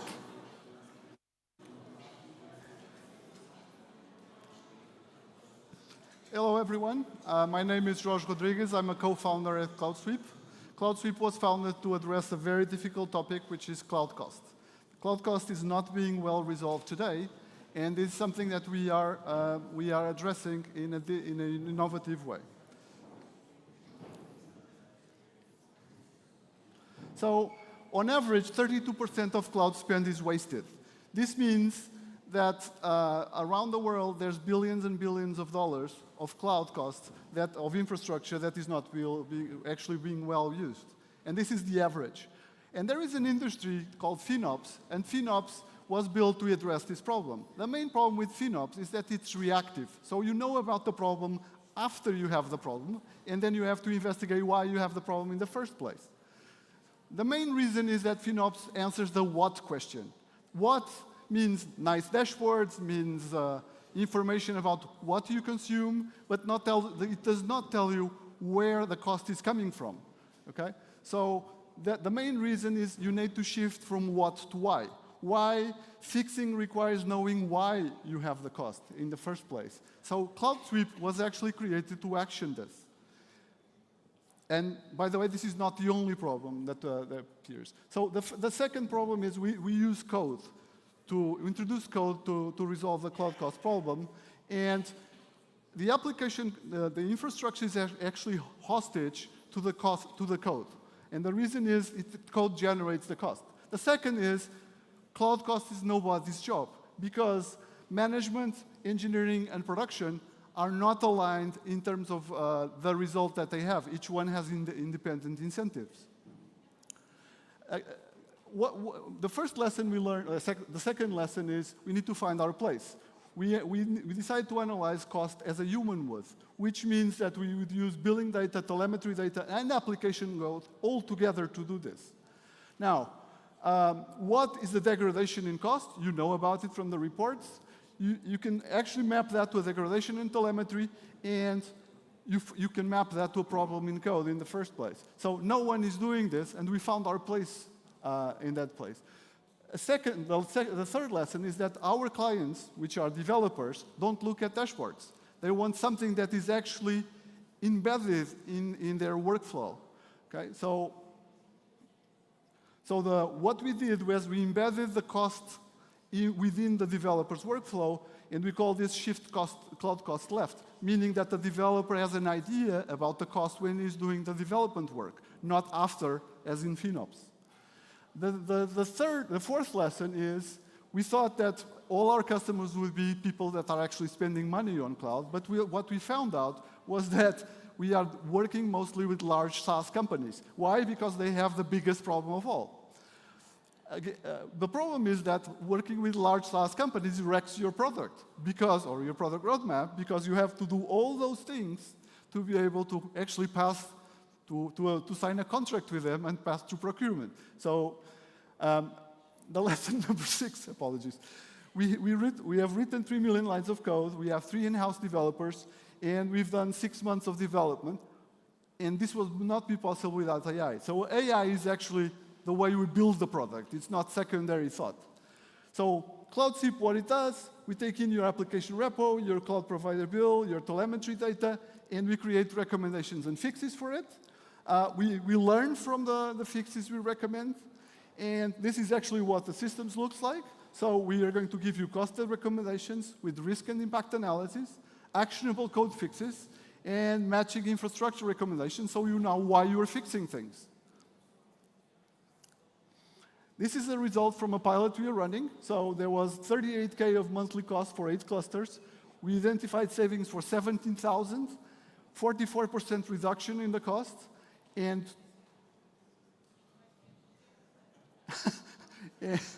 so what we are doing is actually shifting cloud cost left, moving from something that FinOps does very well for many years, and we are actually making it actionable and predictable, and we avoid the problem in the first place. That is our difference. So to end, cloud cost is not actually a finance problem, as it has been treated today. It is an engineering problem with a financial symptom. And this is the reason why we've built this company. Okay. So I would like to thank you all for this fast presentation. And if you need to know anything, let me know, okay? Thank you very much.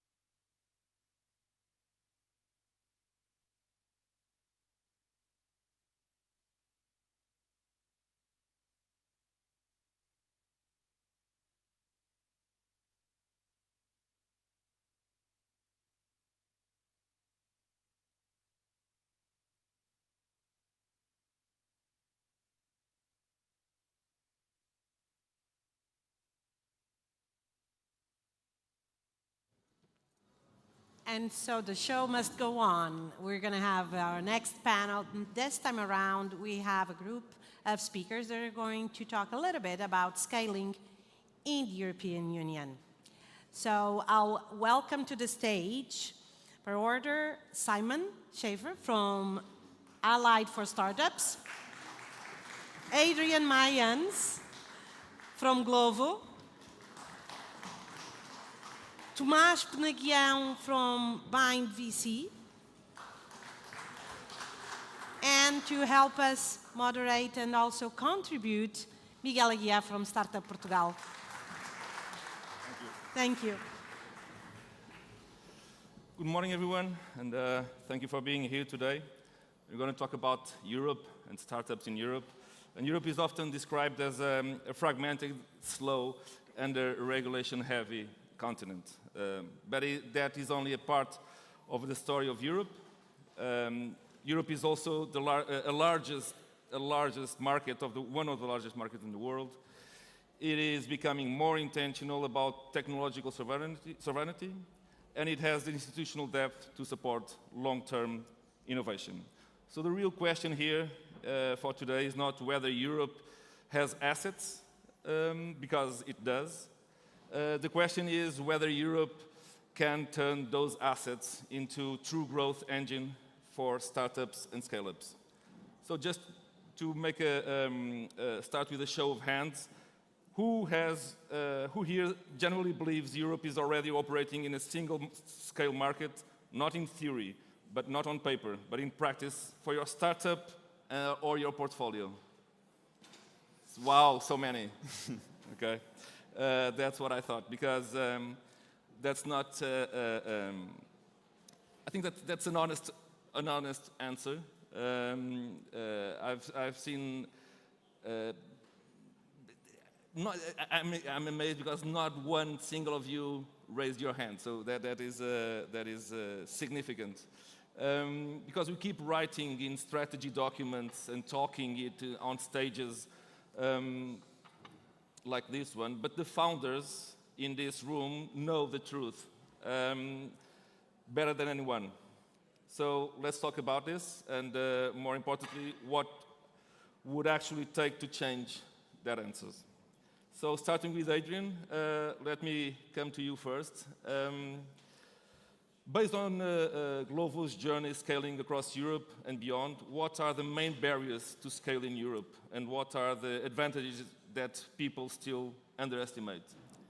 Thank you very much. So, Glovo was founded 10 years ago in in Spain, in Barcelona, and since then we have expanded it across 22 markets, to build the largest marketplace in your city. So, we need to deal with city by city complexity, which already implies that there is some local legislation that you need to deal with. And on top of that, every time you want to open into a new market, you need to fight against, you need to establish a new company, you need to set up comply with all the regulations. So I would say that the main barrier that we have in Europe is the fragmentation in the regulation. Of course, there are good things about being in the European Union. For example, I don't need a visa to come to Portugal, or I can move talent. People can move freely. Goods can move freely, but for services to establish in different markets, I think it's quite different, and it's difficult. I think it's very difficult to compete against Americans, because if you look at the US is a single market, so you just need a single general manager, a single finance team, a single tax team to cover a market worth 300 million people. Whereas in Europe, if I want to expand it into Slovenia or into Croatia, 4 million people, I need a full leadership team. I need and I need to hire advisors to handle or to deal with each regulation in every country. So it's very difficult to gain scale when you operate only in Europe. And we're seeing that. And you have people that come with other companies that come with their home market being the US, where they have a lot of scale, they have huge profit pools, and they come to Europe, and then they smash you simply because they are more efficient, because their overhead is much lower and their simplicity is bigger.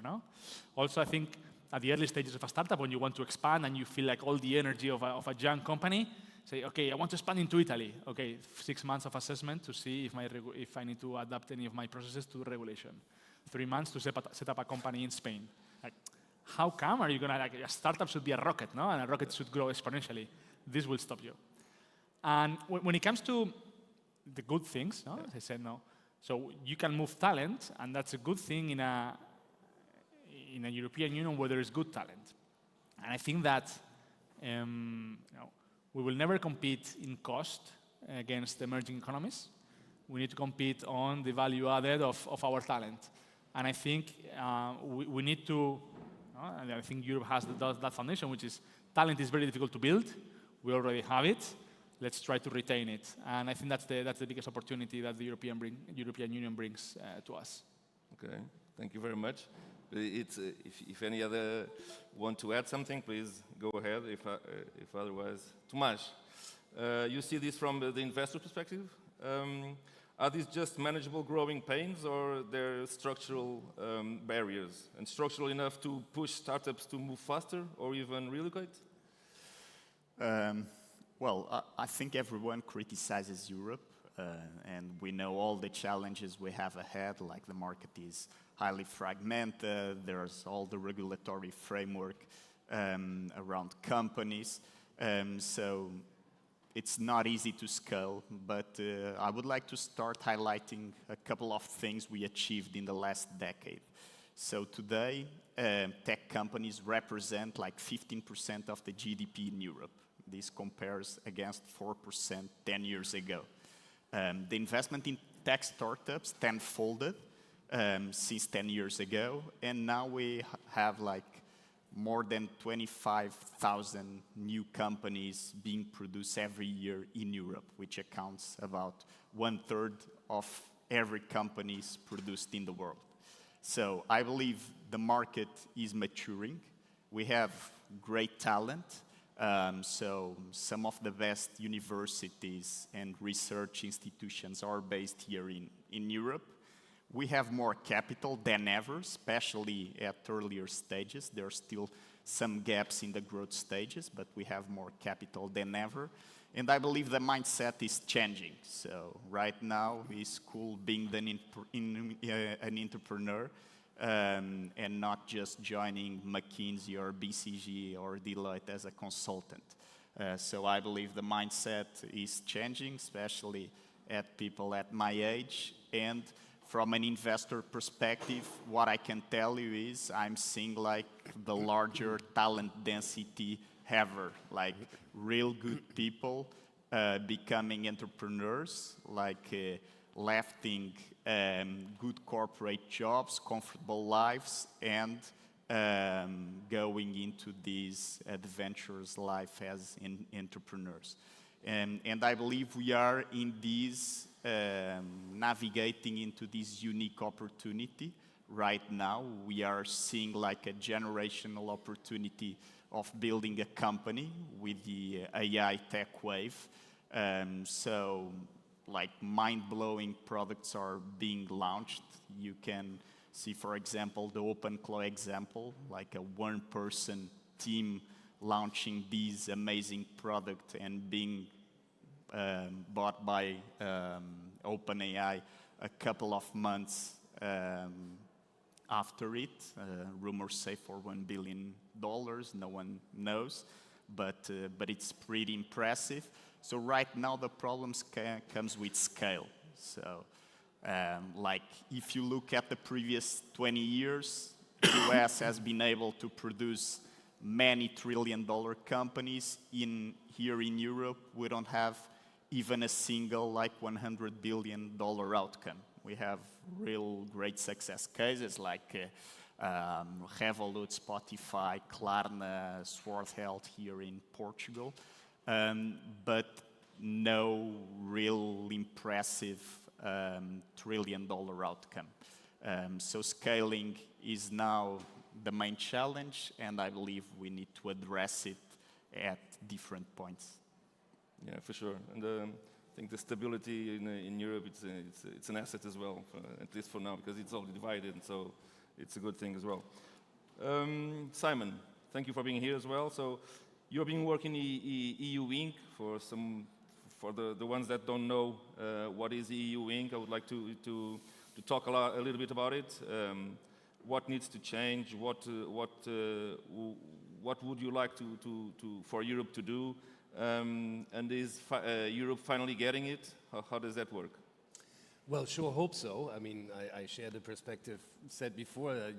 The glass is always half full as an entrepreneur, right? I think if you look at Lovable as one of the fastest growing companies ever, it's incorporated in Delaware.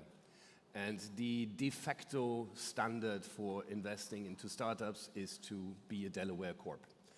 That gives you several issues from many sides. If we look at both sides, startups and investors, which is what we did with the EU Inc. petition, you quickly realize that there's almost no easy cross-border investment in Europe.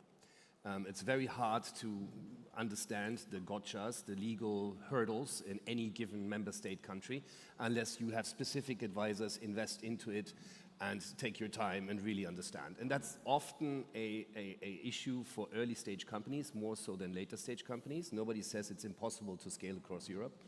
But what is a problem is if we don't have a significantly larger amount of early stage startups, we won't have a significantly larger amount of unicorns. It's a very simple mathematic equation. So we set out and said, look, in Brussels, we've always talked about employee stock option programs, taxation, labor law, all these features. But the real problem is actually the core, it's the kernel, it's the operating system, our corporate law. So why not create a new company form that can incorporate once for all 27 member states? This would give legal certainty, this would give or create a framework from which it is possible to invest into all of Europe by only doing your due diligence once. Yeah. Now, the Commission has adopted the idea. It's been even, so they stole our name. Ursula von der Leyen went on stage in Davos and said, and we call it EU Inc. We had no idea this was going to happen. But of course, that's great, and the momentum is there. It's palpable, it's tangible. But now the Commission has to deliver and make sure that from the Commission to the Council to the Parliament, it doesn't get compromised and Europe is not Europing again, as we tend to know it has been for a long time. So you believe it's going to happen, or? It will happen. I've just, before going here, received a leak of what is going to be presented on March 18th. I can't wait to get back to my computer and read it. Okay. But I believe it's going to be always a compromise. So Europe is a peace project. It's a peace project. Europe has been built around creating peace. It's not an economic zone. It wasn't intended to, and as such, it's built on compromise. And that's probably this time, that's not a good thing to have. We really need to do something different now. And we are still discussing about, is it going to be for every company, just for startups? How does it work? That's one interesting thing. So the incumbents, the pushback, what we don't want to see from other parties is usually trade unions and notaries, right? Trade unions, labor protection, those are concepts from the industrial age. We're looking at the digital age now, and we need to finally grasp that concept. It is severely different. As an example, employee stock option programs. We suggest that employees should become shareholders. So it makes a lot more sense to protect minority shareholder than to go into labor protection, right? Labor protection. So there's a lot of pushback from many different angles, and we assume there must be compromise because we won't get it the way we exactly want it. Yeah. Adrian, do you think this is something that the Glovo can... I mean, I think we're already a bit old for that. No? We already have gone through that journey, but I think it's great news for the Glovo of 10 years ago, or for the new Glovo that's going to be born. No? I guess many more startups will be born if they see, instead of looking at the Portuguese market and the Spanish market, you look at the sum of all of them. No? The opportunity is much bigger, so much bigger opportunity, much bigger access to funds. Yeah, sure. So I would just like to make a question for all of you. Imagine 2 years from now, having this same conversation, same stage, what needs to have changed? What would make you say Europe is finally getting it? Yeah, can start. I can start. Well, having EU Inc. implemented, I think it's a good starting point. Then again, I think we need to work all together in the regulation and trying to have a more centralized market here in Europe, making things easier for startups to expand across countries. And I believe one thing as an investor that we are always talking, and it's super important for the ecosystem to thrive, is also having pension funds investing in venture capital funds. Because this is something very natural in the US, so all the pension funds have a part of their allocation to VC funds, and this is not happening in Europe. And they are crucial LPs for venture funds, and I believe we should try to make this happen. Yeah, for sure. I would say nothing new to what has been said here, no? But if I had to bet on two things, it would be the cross-border of movement of flow of capital, like deregularization and allowing of integration of, hey, we're talking about the Portuguese startup ecosystem, the Spanish startup ecosystem, the British startup ecosystem. Like, why don't we build a European startup ecosystem in which different investors can pull in money, and whenever they want to move from one country to another, they don't need to sell their positions, pay capital gains, then open a new fund in a different country. So that's, I think, very important. And I think the second is, talent is not staying here. Talent is fleeing to the Middle East or to the States, mostly because of two things. No, like I think startups are very afraid of hiring people because all the labor liabilities that come with whom you hire, and then of course all the taxes and stock options programs that are not viable make it very difficult for companies to offer good packages to high talented people that you want to bring from abroad. So I think those two things are the things that we need to work on in the next years to be able to create a proper ecosystem and scale the startups that we have in Europe. Let's hope so. Yeah, let's hope that in 2 years from now. Simon. Well, if we're still talking about EU Inc., we've catastrophically failed. Yeah. So you have to have a new hat in 2 years from now. I have to. I hope so. I would argue if you look at EU Inc. as sort of an operating system, as an infrastructure component, and it's bottom up and it needs to create a lot of startups, which is what we want, I think, collectively, then I think what's missing really is a proper stock exchange so that the exit side of things is also taken into account. And not forget, this is a life cycle, right? It's an ecosystem, so one thing feeds the other. If we have thousands of startups created, but we don't have the proper exit channels, VCs will never get happy. IP will always still continue to flee to the United States. I had a friendly investor right now in a startup I'm invested in who said, if you're going public in London, I will probably sue you because it's ridiculous, you need to do it in the US, right? So unless we change this as well, I think we're still far away from our full potential. Okay, thank you very much. Yeah, I don't know if you, any questions from the audience that want to make it? No? Nah, my God. You don't raise hands, you don't make questions. Okay, so I think Europe does not lack talent. Like I think it's perfectly clear that it doesn't lack talent, like you said, and we have the universities, we have capital, we have ambition. What we often lack is the ability to connect those assets into a system that allows companies to scale with speed and confidence. If Europe wants to become a true growth engine, it needs to reduce friction, connect ecosystems, and make scale feel practical, not theoretical. But I think we need you all to create the big next EU tech giants.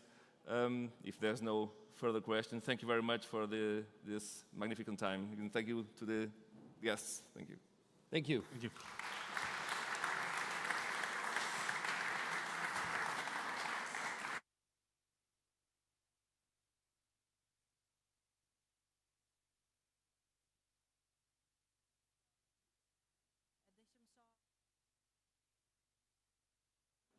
Thank you, everyone. So I'll see you back again on this stage at 3 p.m. or downstairs at the main stage at 2:30. Have lunch, enjoy, network, and see you soon.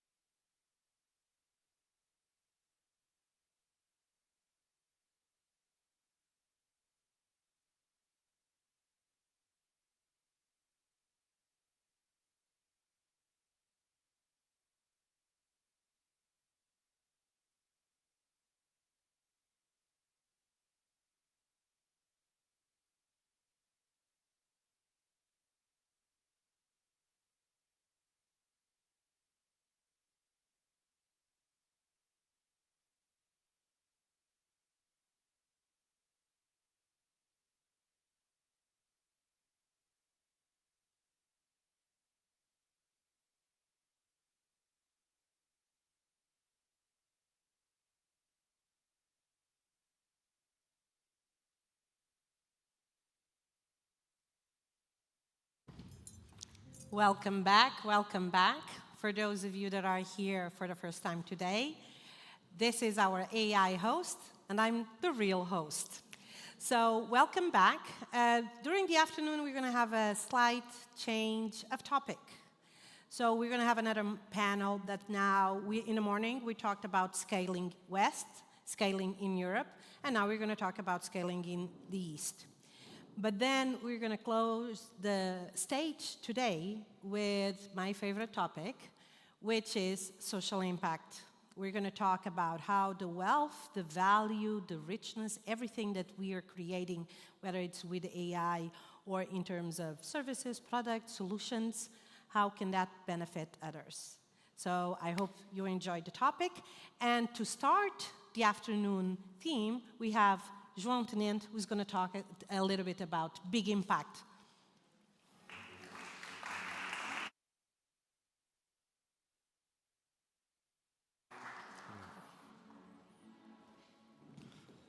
Hello, good afternoon, everyone. I hope lunch was energizing and not the other way around. Let me start by making a couple of questions. Who here in the room, and also at home, if you're following online, please look alive and interact in the chat. Who here is a startup founder? Founder, yeah. Great. Who here is participating in Big Impact 2026? Great, great. Welcome. Let's start.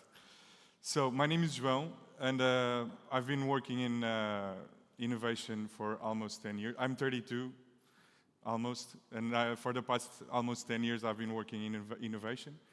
And a large part of my work is very, very simple to explain, but we'll go through it a little bit right now, which is looking for startups. And it's not the dark side of what's going on, but I like to think as a bright side of, you know, looking, finding good projects, and we'll go a little bit through that. So I spend a lot of time looking for startups, and it shifted throughout the years, and I see a lot of familiar faces from back in the day as well. I look for startups right now that solve real problems, have a huge potential to grow, but that's what everyone does, I think. So above all, I think we're looking for startups that can generate impact. This is just a brief explanation of the experience, and most of the work that I do is here in Portugal. We've analyzed more than 3,000 startups, worked with more than 30 acceleration programs, and projects with basically all of the industries, with PRIO, with Delta, with Roche, with Vodafone, with NOS, CBRE, many, many more. Microsoft as well, so many, many more, so all of the industries. And when you spend enough time looking for startups in all of these industries, you start to see a few patterns. And this is that basically the most relevant startups today don't exist anymore just to, you know, to grow. They're built to solve real problems in society. But there is a slight mistake when we talk about startups, which is that we tend to talk about startups almost as if they are a retail market, going to the supermarket and looking for the right startup. And this is not really what should be done. So I shouldn't be looking for how many startups exist, how many went through a program, how many raised funding. This is a way of looking at the ecosystem that is, in my view, extremely reductive. Because a startup, especially nowadays, is no longer a KPI, is a person or a small team or a group of friends that decided to start taking huge risks and put a lot of their life on the line. Risk their money, risk their reputation, and you know, at the end of the day, build something new. So to summarize, I think Startups are not a pipeline. Startups, they're trying to solve different problems. And what really matters is, in my view, that they can generate value, the impact that they can create, and the potential that they can reach with the right support. This is where the concept has become increasingly more important appears, which is social first. And talking about social first, of course, people tend to think about what kind of charity are startups building. We're not talking about charity at all, although some projects might be dealing with that. We're talking about companies that have sustainable economic models. But the reason to exist is to solve social or environmental or economic problems and to drive that challenge, that change. In other words, impact is not really a side effect, in my view. Is the core? It should be the core of a business, and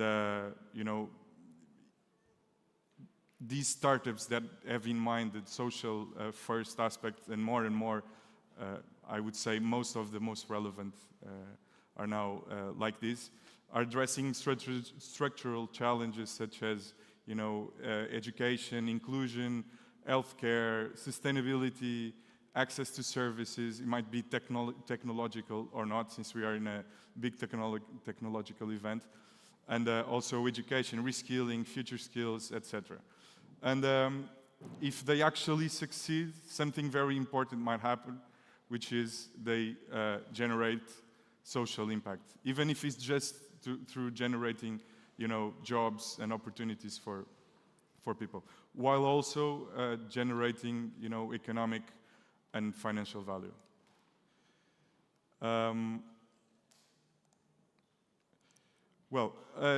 Today there's more entrepreneurial talent than ever, as everyone knows, and this is no longer a trend.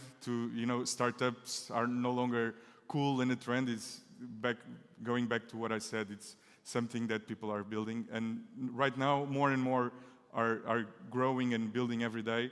So the challenge for me as a scouter, and for VCs and all of that, is to identify the right ones. That's where precisely the scouting comes in. And above all, it means, as I said before, building bridges between entrepreneurs and organizations, between innovation and real-world problems, and also between solutions and the impact of these solutions. When I look at startups, there are a few things that immediately I try to understand. First thing that comes to mind is what's the problem? Is the problem real? Trying to clarify the problem. Is the startup really clearly addressing this problem? Then does the team have the ability to address this problem, actually create something? And can the solution scale? Doesn't mean that it's less impactful, or the social aspect doesn't come first.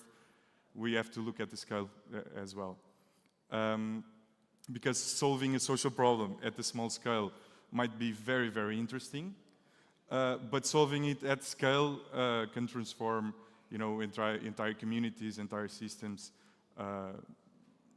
So the shift is not only happening in the startup ecosystem. There's more and more investment in the global economy in this matter, and actually the startups usually are the forefront of this transformation of this way. So this is where we come to big impact. I'm here today showcasing big impact. This is probably not new for a few of you, but we're launching today the Big Impact Program 2026. Actually, we start to roll up our sleeves tomorrow, so it's a very special day.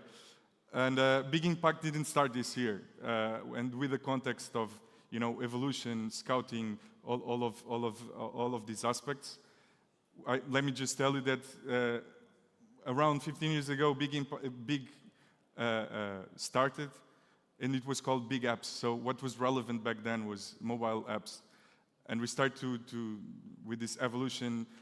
We went through smart cities and IoT, and it's very nice to look at a few faces that were present in those programs.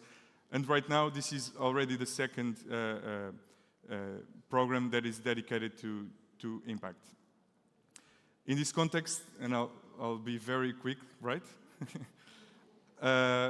Let me just tell you that there's 2 tracks, A and B, in this edition: the track for ideas and prototypes, and the track for startups that already have clients and so on. And our goal is to help these startups and these entrepreneurs to prove their value. For example, if you have an idea that want to work with us, we want to validate the problem, we want to structure the pilot, and we want to make this pilot, fundable. We want you to make your idea fundable, to reach out to a point where you can, explore your idea and build something out of it. And for the ones that already have startups, the program is structured to, to be viable. So it's sort of different ways, but working together, also because the startups already went through the process. And just to finish, let me give you a simple idea. If you treat startups like numbers, as I was explaining before, we'll get metrics and very good ones. But if you treat startups as teams, we'll get innovation. So thank you very much, and welcome to Big Impact.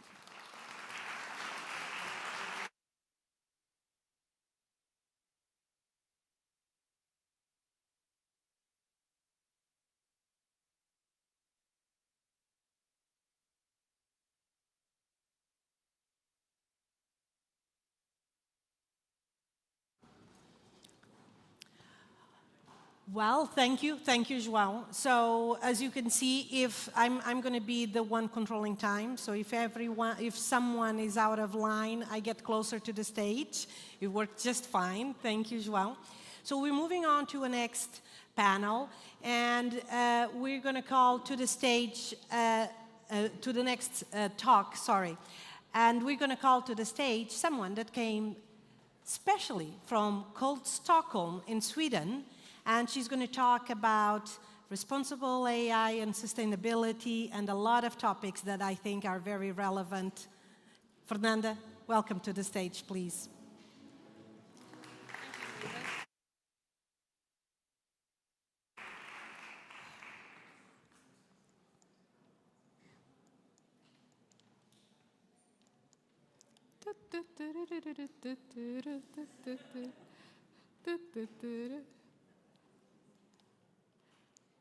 Aha! So this is kind of where we are when it comes to AI. It's really the Wild West out there, isn't it? So this gift comes from a fistful of dollars, and it's about how this stranger comes to town and really affects the balance, the power balance in that in that city. And very much like AI. AI has come and it's really affecting a lot of aspects of our society.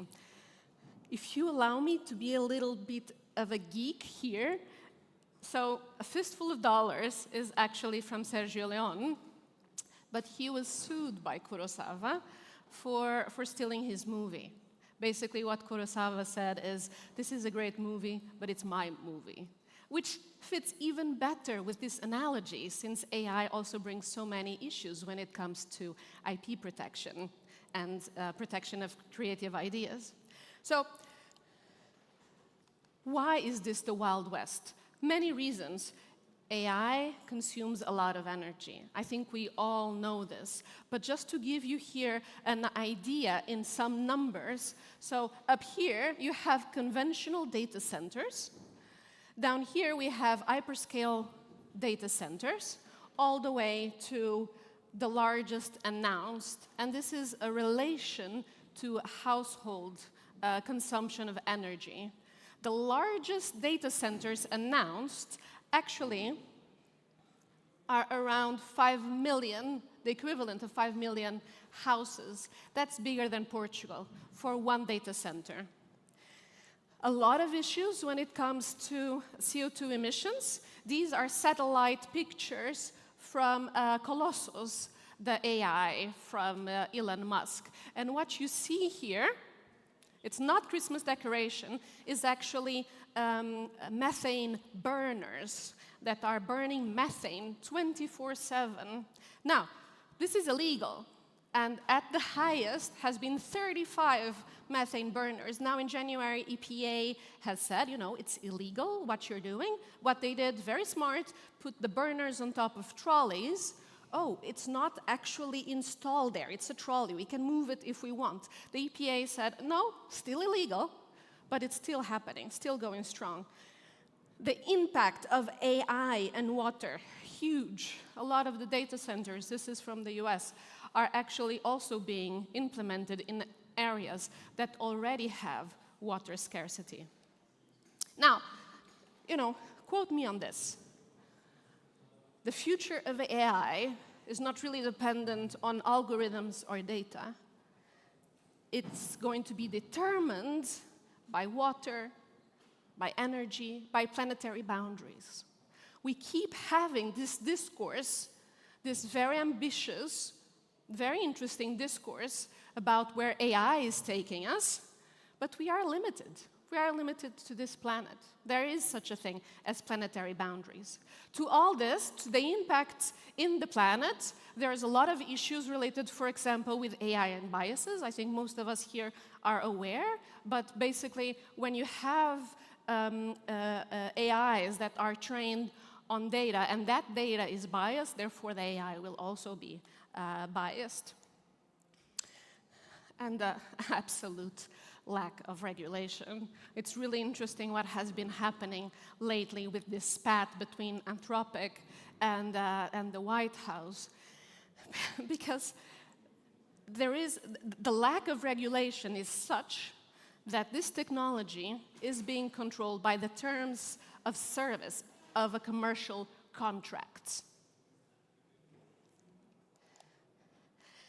This is very much related to risk. So we could say that risk are probabilities, things that we see, that we don't control, but there is a huge amount of uncertainty. Uncertainty is basically everything that is related to risk, but we cannot see, we cannot foresee. And a lot of these consequences we cannot really foresee.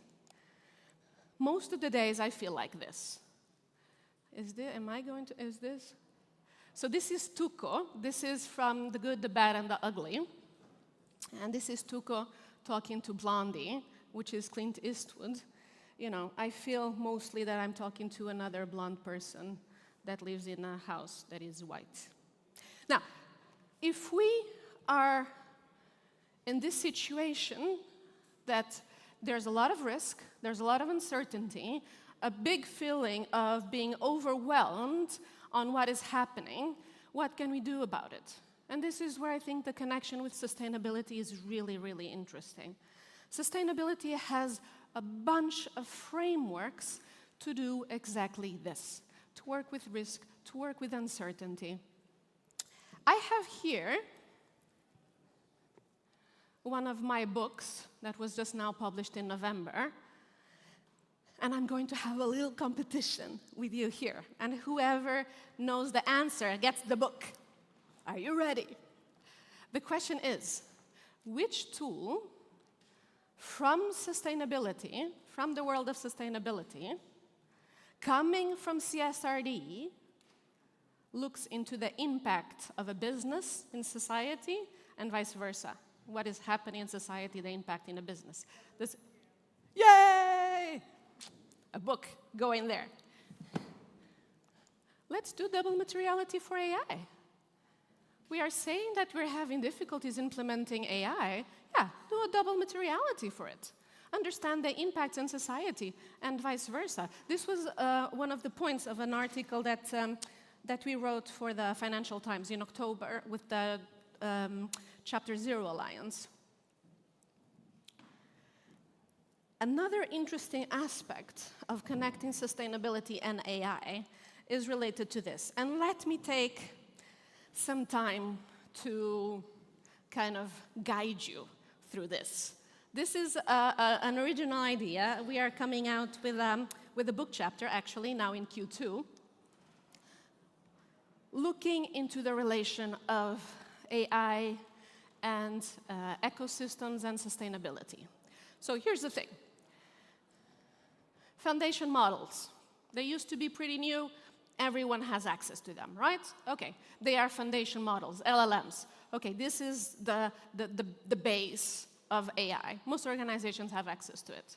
And now, what we are saying is, okay, if you want AI to be really interesting and really relevant for you, what you do is that you put a layer on it of proprietary data.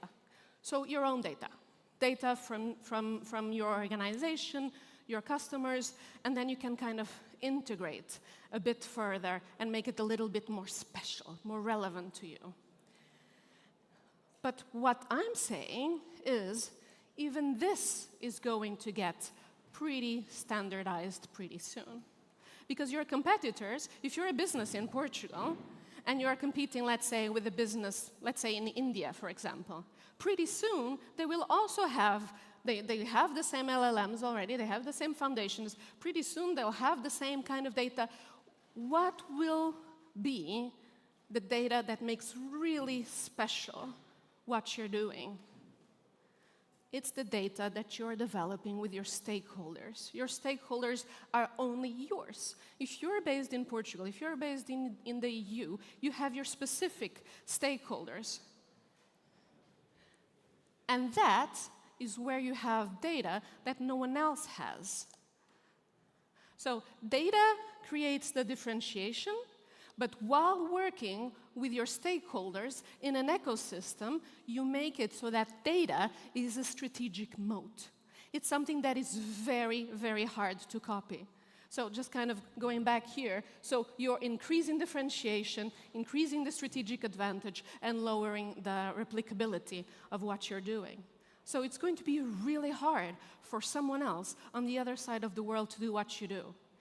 And sustainability, how you work, for example, in a circular system, is increasingly important in that context. Very quickly, an example. This is John Deere, and what they have been doing is the see and spray technology. So they have 36 high-definition cameras in these booms in tractors, and as they go through the fields, it kind of, these nozzles just put herbicides where there's a weed. This decreases the consumption, around 50% the consumption of herbicide. Very clear sustainability benefits there. But they are scanning the fields. They get all this data. I think it's pretty smart. They put everything in a platform, so the agricultors can go, the farmers can go and look at the data, and they also have access to this data. This is a strategic moat. It's very hard for someone else to copy this. Responsibility, responsibility, responsibility for your internal stakeholders, external stakeholders, and the planet. Very recently, in October, PwC came now with a report exactly looking into the value of responsible AI, and more than 58% of businesses improved return on an AI investment when done responsibly. Because wherever law ends, tyranny begins. Without law, there is nothing. What are you going to do about the Wild West? Thank you.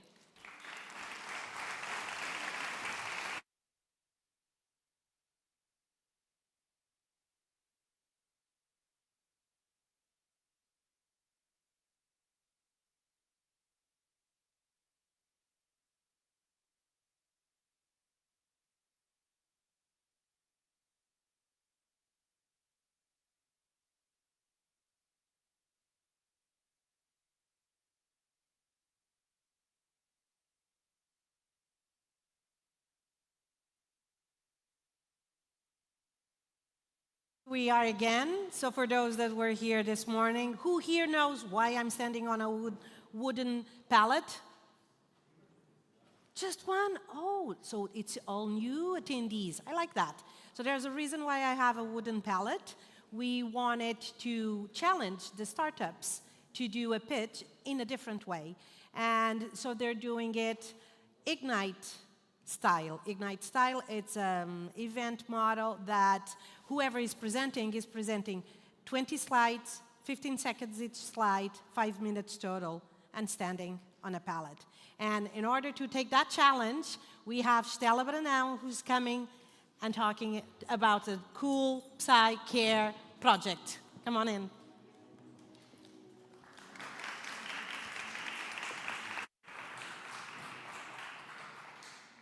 I don't have sneakers, so let's see if this works well. Good afternoon, everyone.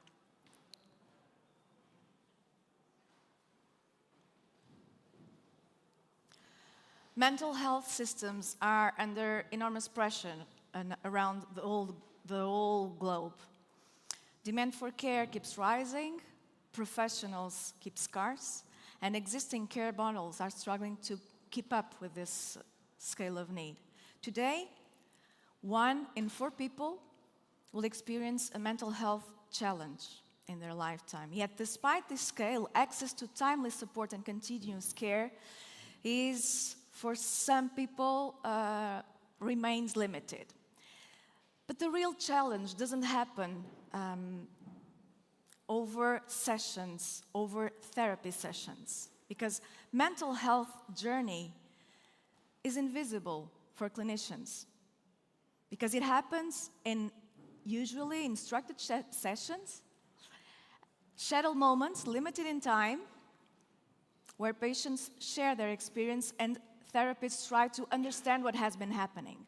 But the real journey, the real mental health journey, happens during life, real life, where stress exists, in moments of stress, in moments of progress. And clinicians often only see fragments of this, relying on their memory and relying essentially what patients are able to recall during the follow-up consultations. That's the reality. And without continuous insights into the patient care's whole experience, mental health care becomes reactive. And interventions can happen later than they should because of this. At the same time, professionals spend a significant amount of time with administrative tasks, documenting sessions, and not focusing on what matters most, their patients. So the question is actually really simple but very powerful. What if clinicians could actually see the mental health journey of their patients as a whole, as it unfolds over time?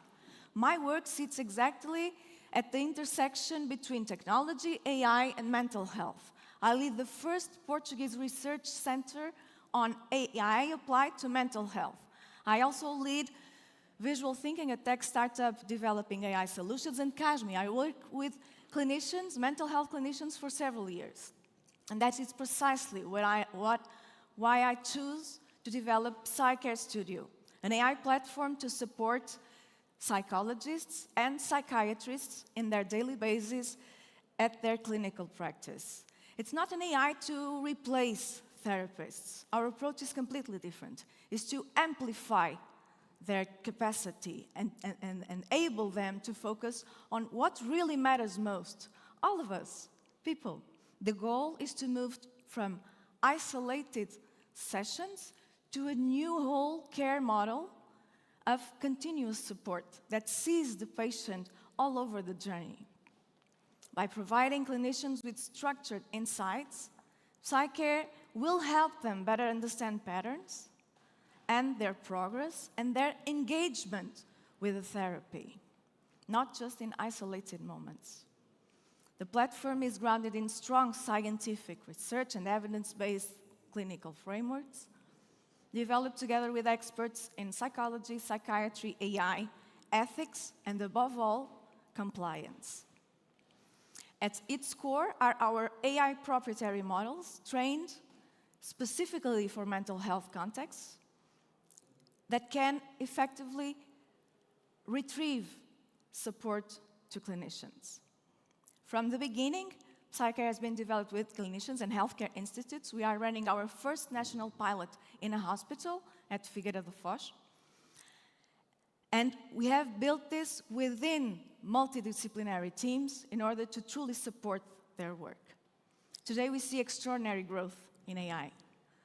But a fundamental question still remains: who will truly benefit from this technological process? Real impact is not measured by algorithms or adoption curves. It is measured by real outcomes, better care, better support, earlier support. For us, the real impact of AI is simple: to bring support and care where it didn't exist before, including the fast-moving world of technology itself, because every mind deserves attention. And thank you so much for yours.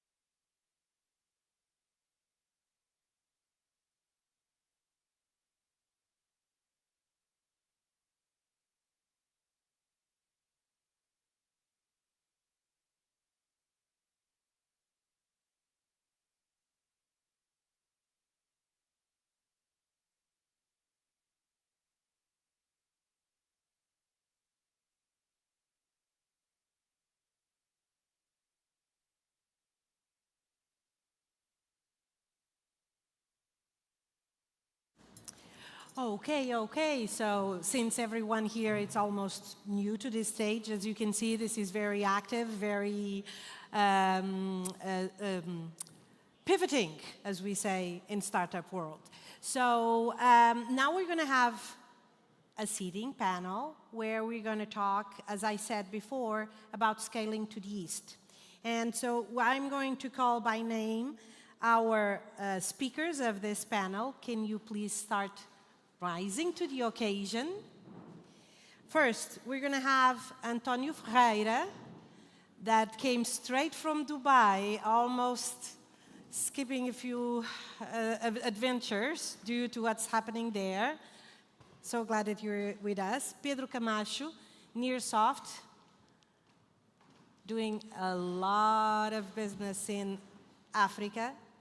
And then we have Miguel Corte-Real, who comes in representation of an interesting region in the Kingdom of Saudi Arabia.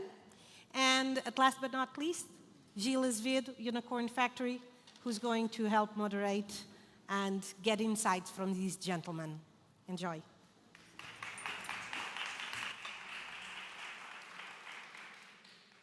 Hello, everyone. Today we have a conversation about markets that typically are markets that we don't talk much in the Portuguese ecosystem, which is Asia and Africa. And I hope this is going to be a great conversation to change the way we look at these geographies as innovation geographies. So to start with, I'll ask each one of my panel members to give a quick intro so you know the background and what is the key points that they bring to the table and to the discussion. So, Miguel, I'll start with you. If you can do a quick intro about yourself. Okay. Good afternoon, ladies and gentlemen. So I came straight from Saudi Arabia, where I took the project of building a port in a pioneer area in the south, near Yemen, where we have the second biggest refinery in the country, from Saudi Aramco. And I was asked to build a brand new international port and also an economic city. So I ended up working for the Royal Commission for the government of Saudi Arabia. And after 7 years, I am still there. And that's it, basically. Thank you. Hi. Pedro, please. Yeah. I come from Nearsoft, so I have around 25 years of experience in the area.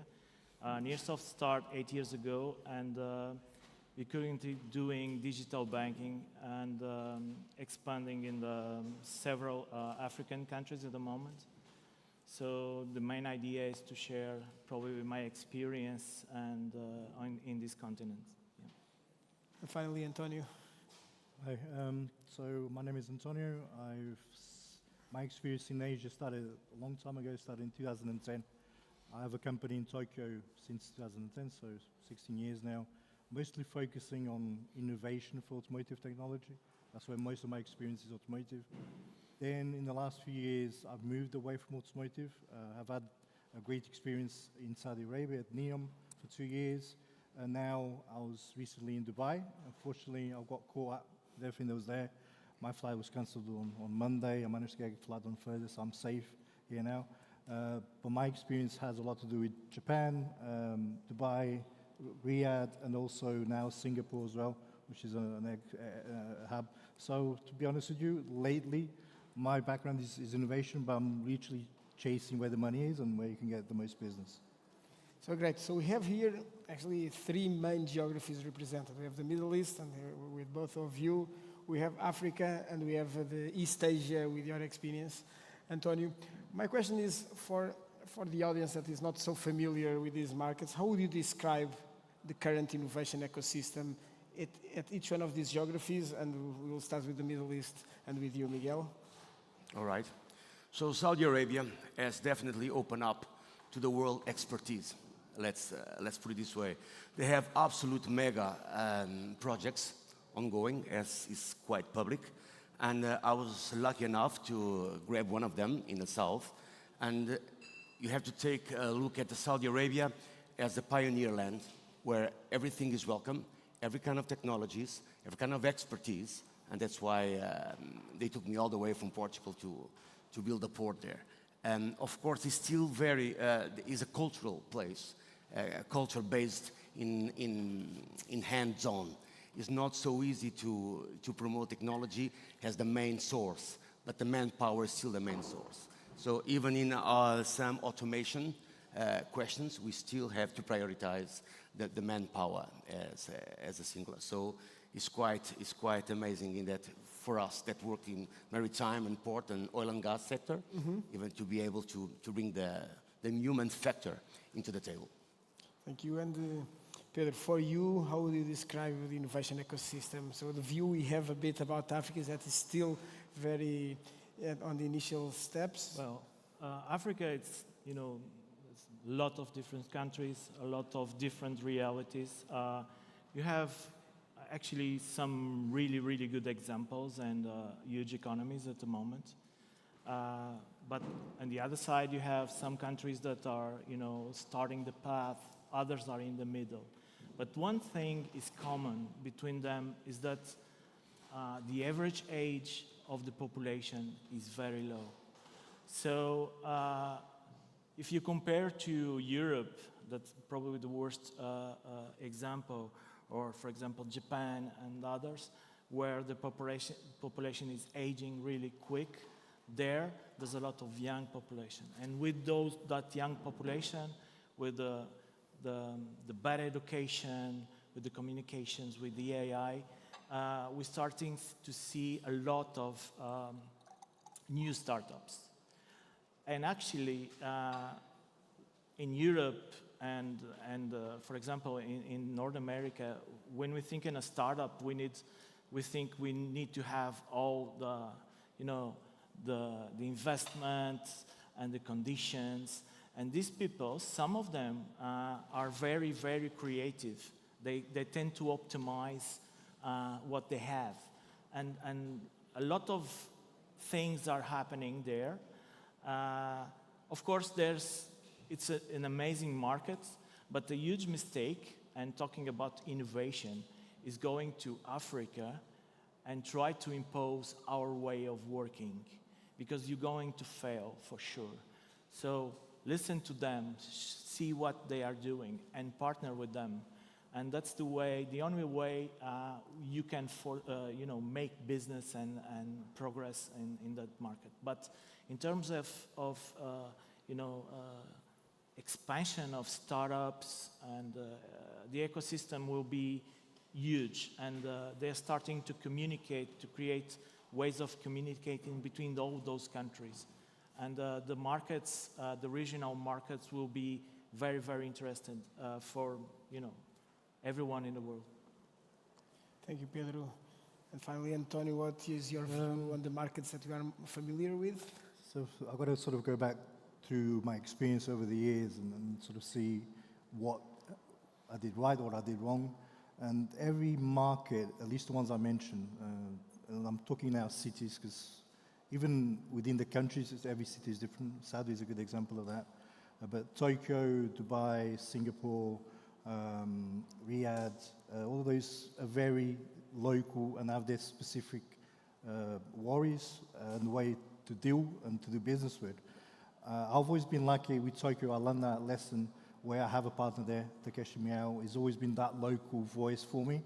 And it's always, every single city that I mentioned is always about trust. If there's no trust, especially in the Middle East, there's that handshake, there's still that trust issue. You cannot do business over Zoom. They won't trust you. They won't do business with you. They've got to trust you almost without any doubt that you could do anything wrong or they don't trust you. Once you get to that point, money is available. Riyadh, for example, is a good example of that, where even with NEOM changing and pivoting, there's still a lot of mega projects in Saudi Arabia, in Riyadh, but especially with the PIF, with the Public Investment Fund, lots of money there, it's very hard to extract money out of it. There's a lot of stages and barriers.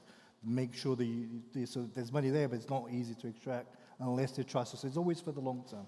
There's nothing there for the short term.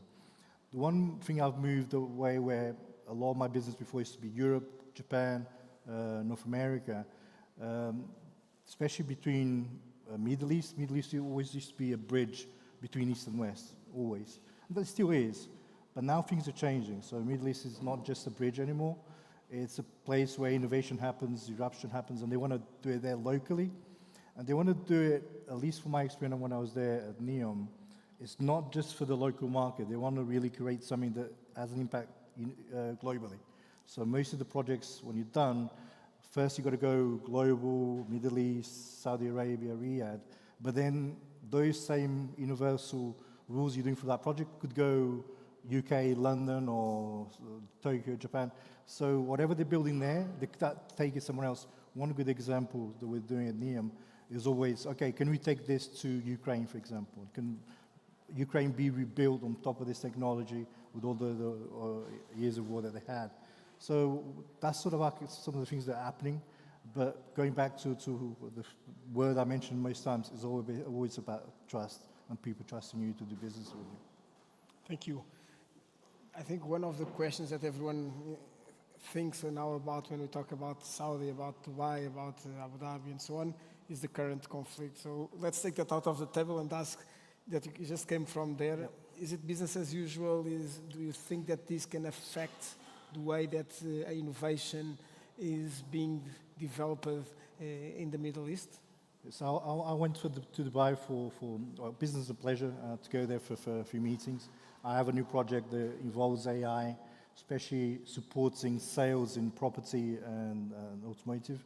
And I went there, already had 6 meetings booked. 3 of those meetings went really well. I actually have 2 new clients from those meetings. The other 3 were cancelled on Friday when things started going wrong. And then I stayed another week, but things calmed down. Especially from the government side, things are still going as usual, and they want to show that. But there's a slight worry. Locals are still going on, they're still waking up, still doing the business as usual. But you do hear the drones far away and explosions far away, so it is real. They have a lot of trust in their system that sort of is taking care of all the drones and knocking them down. There's a lot of trust on that, but there is a slight fear what's going to be next. And those 3 meetings that were cancelled for me, I've been talking to them, I've been chatting to them, but they're not going to make any business decisions for the short term, at least until either Iran stops bombing them, because it was never expected. And I knew it could be a chance, especially with Israel attacking Iran. But no one expected then Iran to be bombarding Dubai, Qatar, all of those countries, Riyadh as well. So for them it was a surprise. Everyone was there. I think the locals are still 90% sure things will go back to normal. From an investment perspective, and taking these 3 potential clients, they're putting things on hold for a few months until see what's going to happen. So I think there's going to be an impact short term. I think long term things will go back to some normality and be okay. Thank you, Miguel. Do you share the same views? Yeah, business as usual. Of course, we have also the second biggest refinery, so it means the GDP, depending on oil, such we have in Saudi Arabia. Business as usual. But of course, I'm on the Red Sea side, on the west. I don't have, of course, the direct conflict eating us, and no comments. Okay, thank you. And Pedro, you touched a bit about the advantages on how startups can look into the African continent. So on my previous life as a consultant, I was there also for a couple of years. And one example that people always shared was the M-Pesa, the digital currency in, I think it's in Kenya, where they leapfrogged the number of technologies to come with something that was way more digital. Do you think the opportunity in Africa is about leapfrogging technologies? Is it about gradually building the infrastructure that we have been doing in Europe? So what do you think is the right strategy? Well, I still think it's to understand the context, because all of them can go different ways. One thing it's very useful, if you're looking at that market, is that if you're doing innovation, hyper-regulation is a barrier. Some of these countries doesn't have the regulations we have in Europe that are too much. And then that can be, sometimes can go wrong. But sometimes it's a green field for innovation, for doing things a different way, to explore the opportunities. So I see that as an advantage. Of course, the level of, if you compare Sub-Saharan with the top, of course, there are different levels of regulation for that. But I clearly believe that they are much more prepared in these last 15 years, and they are not going to repeat the mistakes Europe are doing in terms of regulations. We are feeling, of course, we're working in banking, in the banking system. We feel from the regulators much more attention to certifications, for banks to comply with specific rules, etc. But we don't feel the same, we feel a different speed of decision, and that is also good for business. You see, the time frame between when you get a lead to close a deal can be much more quicker in these geographies, because less regulations, less approval, and the market needs the products, and that has to be done quick. Antonio, I worked 10 years in Dubai, and when I compare what was Dubai in 2011 and when I left in 2022, I saw a completely different country on everything. I think that when I went there, everything was very manual still, very paper-based. When I left, everything was already automated and digital. So they moved very, very fast. And what Pedro just described about Africa is also my opinion about the Middle East, is that things move very, very fast. Is that also your view, and how do you compare it with the other Asian markets? So the first time I went to Emirates was in 2005, I think, Abu Dhabi. So that was a completely different world to what it is now. I'll probably go back more to giving NEOM as an example. I think most of you are aware what NEOM was or NEOM is. They're trying to build this utopia in the middle of the desert. And they got in contact with me about 3 times. And I wasn't interested. I'm a car guy, so to go to work on a mega project that doesn't have any cars, for me, like, I don't want to go there. And then they explained the reason they wanted me there, the director in this division. The reason they wanted me to be there is they wanted to build a city in the same way a car is built. So systems, technology, platforms, modules, assembly line, and then assemble everything in modules, then put it to, then build the city. That was the main reason I went there. But then projects, especially at NEMO, were moving very quickly, and they started doing innovation for other teams. And the one that I really got excited there, because for me it's always, if I can get involved with a project that does disruptive innovation, I'll get involved with it.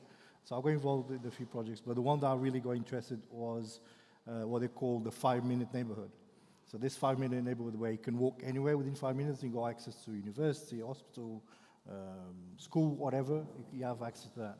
And now you build the best 5-minute neighborhood that can be applied anywhere, not just in Saudi, not just in the middle of the desert, but could be applied anywhere in the world. And we did this. We had lots of technology. AI back there was still, talking about 2 years ago, still different from what it is now. We started using AI. And we did a lot of it that made sense and it was going in the right direction. Now, we were quite proud of what we were building in that sense, that we could take those formulas and put it anywhere in the world and build the best 5-minute neighborhoods in the world. So that was quite exciting. But one thing that sort of, towards the end, I had to take a step back and be quite pessimistic was, it doesn't really matter how much AI you throw into a project, a 5-minute neighborhood, into buildings, how they connect to each other, how you can walk to 5 minutes, because we all know, even here in Portugal, in Lisbon, everywhere, it really depends on the people. It's all about the people. The best 5-minute neighborhoods, it depends on their people. It depends on the people that live there, the community, how they get to come together. So one thing that I'm noticing is sometimes we have to take one step back and not just focus on technology to improve everything. And I think Dubai, in some examples of projects I'm getting involved, they're now starting thinking about people as well, about the community, not just about having the biggest building in the world, but how then the community actually, what does it mean to be an emirate? And that's being talked all the time. So going back to your point, sometimes it's more going back to basics. Applying technology, yes, but being very careful, because at the end of the day, it's all about the people. Thank you. And Miguel, you also have this investment expert side on your background. And when we think about Saudi and when we think about these countries, I think the first word that comes to our mind is it's a great source of investment. Do you think it's easy for a startup to go and find investment in the Middle East? Yeah, definitely. Again, because Saudi is open up to the world in terms of not only resources, but of methodology, so people can make it easy. We have an app and we have a centralized platform for everything. Me as a resident have through the platform called Upshare, I can hit and even pay the fines, check status, everything is done electronically. So these startups are, if they join us there in the effort to grow the country, they will find a virgin land in many fields. So I do recommend everybody here to take the risk, because they are welcoming technology, as everybody knows. And now with the Expo and the World Cup and the 4 economic cities that is growing, definitely there is room for everybody, and it's growing yearly. We can say. From what you say is not to just go there to try to find funds, is go there, find the market and find the funds. Is that correct? Yeah. There is funds. There is a lot of funding in Saudi Arabia, as you know. It's not as used to be a couple of years ago, because I joined in 2019, and that's when PIF started to release the funds across the region. But I work for an entity called Royal Commission, which has their own royal decree, meaning it's coming only through the Royal Commission, not via PIF. So in this case, the funding comes through a guarantee that the economic city will give to the startup. So you give a guarantee that is work to be done, the work to be performed, that you cannot find in the kingdom, and from that point forward, they will support with the funding. Again, not as it used to be a couple of years ago. The geoconflict also modules the wheel, but definitely in terms of expertise, again, in terms of technology, is an open space. I do recommend the risk, yeah. Great, and I think there will be a few smiles on our audience hearing you. So we are entering the last 3 minutes of our panel, and so I'm going to start asking quick questions so the audience can get your views.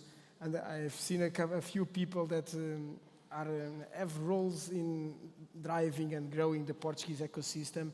What would be one thing that you have seen in your geography that you work that Portugal could look at as a way to also grow and develop the innovation ecosystem? And Miguel, starting with you. Well, my interference is limited because I only work with oil and gas, and I only work with ports and maritime sector. But what I do feel that the Portuguese can bring is the marine culture. The opposite. What can we learn from Saudi Arabia as an ecosystem in order for us to further, to grow faster our ecosystem? I have a very private opinion about this. I hope people understand it. But I think the sense of identity, they feel that identity, the legacy of the country, they are completely in love with their own identity, and I think this helps a lot. And I think Portugal could also go back to the legacy we have as a country, as a people, and apply this into the union when going overseas. And Pedro, what do you think we can learn from the African culture that you have been exposed to? Well, in terms of investment and technology? As an ecosystem, what would be one thing that if we would be able to improve? I think, sorry to repeat a little bit, but I think it's the creativity and the way of thinking that is possible, not waiting for the perfect conditions. I think they are more aware or less aware of the risk, and sometimes that is good. I see many ecosystems that, startups are like formatted to do this path. Like I'm a pre-seed, and then I am going to do this round and this round, this round. And what is the most important thing is to have sales. Sales. Other thing is, I think trust, as he told in the beginning, is also very important. So when you do business, try in that continent, try to deliver what you promise. Because most of the opportunities come from reference, or people try to understand who did this and who did that. So sometimes it's good to, not to oversell and adapt the speech and the pitch we are doing in those markets to strictly what we're going to deliver and why. Otherwise, if we fail, trust is something that will curse you for a few years. I saw some bad examples of that. Yeah. Thank you, Pedro. And Miguel, what could be something we could learn, but also given that we are just finishing our time, what would be one advice you'd give to a startup that is really exploring the Asian markets? It's tough. It's really, really tough. I wouldn't advise a really early on startup to go to Middle East as a main market straight away. Unless it's taking opportunity for something that's really disruptive, or maybe something that's being affected now. For example, having a war, maybe, unfortunately, there's going to be opportunities maybe to bring the country back or something in another way. But I don't recommend, without a strong basis or having already a solid foundation in Portugal, going to Middle East. It's tough. It's really, really tough. It's tough to get the contracts. It's tough to extract the money. There's a lot of money there. But then you need to have a strong foundations here to go and do it there. One thing that I really liked, and I've been involved here with the Portuguese startup ecosystem around 2012, 2013. So before Web Summit, before all of that, one thing we're really good at, compared with other countries, is we're really good at providing quick solutions for that no one's thought out. We're really good at thinking outside the box and doing a lot better than English, Germans. Germans are good at certain things, we're good at certain things. So it's focusing where we're really good at. One thing that I've learned at NEOM that was really had an impact on my work now is that they're trying to move away from an economy based on oil. So everything they're doing at NEOM has a very strong financial model to be applied anywhere in the world. So they can do business anywhere in the world, not just with Aramco, which is the big company they have, but with smaller companies, small startups. So having partnerships with those companies is probably the best way of doing business there, rather than going there on your own and doing it. So try and learn what companies are there, startups are there, and try and do partnerships with those companies there. So thank you everyone. I hope you found this panel insightful, and feel free then to connect with any of our speakers. Thank you very much. Thank you. Thank you.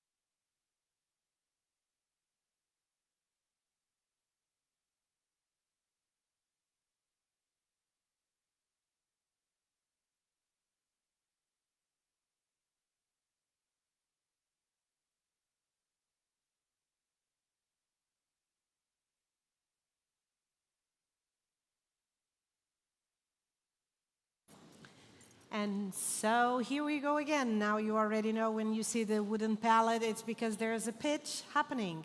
And this time around, we're going to have, well, please let the speaker come to the stage. We're going to get vocal with Bernardo Zaragoza. Sebastião Zaragoza, sorry. Starts well. Starts well. Thank you very much. Hi, everyone. It's a pleasure to be here with you today on this palette. So I'm Sebastião, and today I'm going to tell you some funny stories about how to scale a business. It's not all roses, and at Get Vocal, we do voice AI agents, so it's conversational agents. So if you call your hospital today to book an appointment, you'll probably be speaking with one of our operators. Today, this company that we started 2 years ago has 90 people. And if we go back, we start with, okay, an idea. That's the easy part. Then we need to build a product. But we need the market validation. Who's going to validate that? It's a customer. How do you find customers? That's the hard part, right? Because to find a customer, you need a referral. But to have a referral, you need a customer. And so you are in a chicken and the egg moment. But after 6 months trying and calling and LinkedIn, bam, jackpot. First customer is there. Bouygues Telecom, biggest telecom in France. It's ours.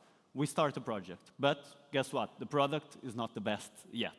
So we speak with them. They give us a huge challenge, and they told us, get to the results. I don't know, and I don't care how you'll get there, just get there.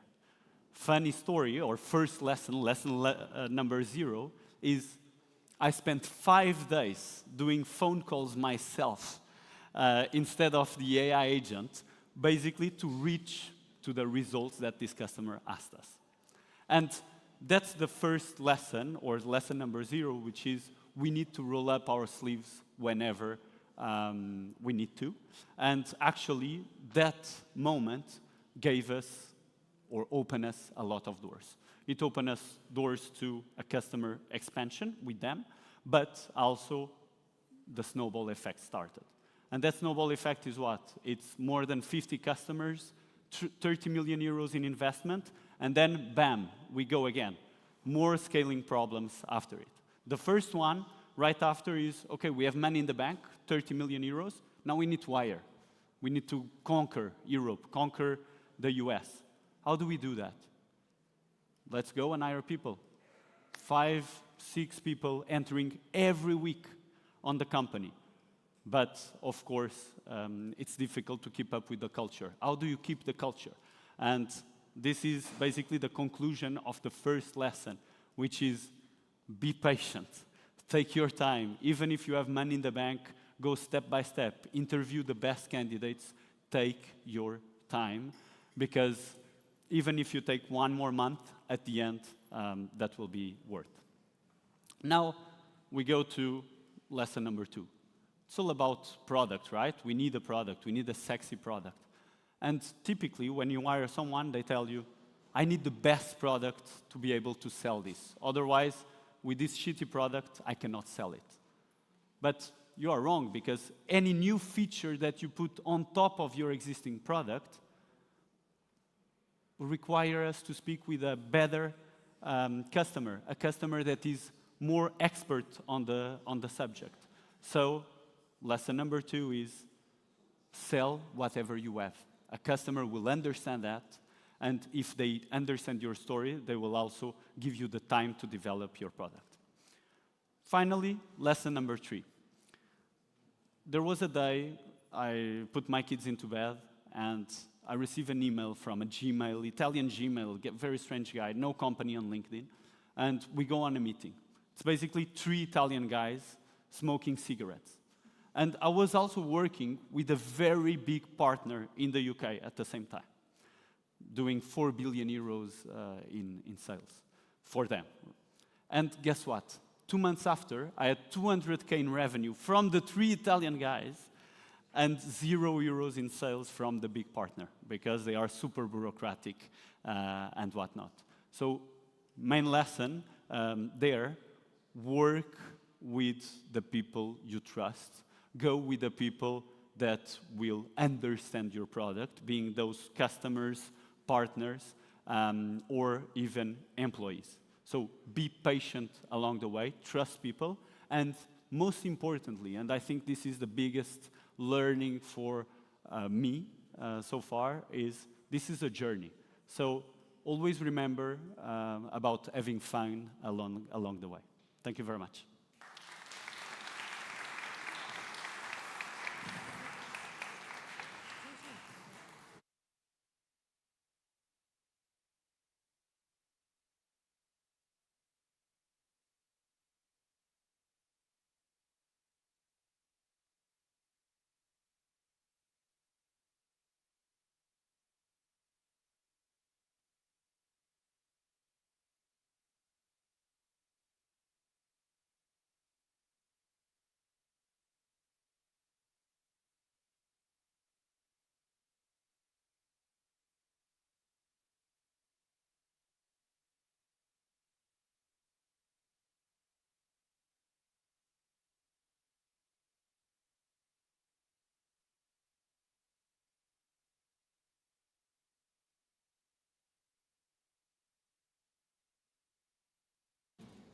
And here we are, coming close to the end, and we're going to have our last panel, a discussion panel, where I'm going to be the host, the moderator, a little bit of everything, and the event is ending right after.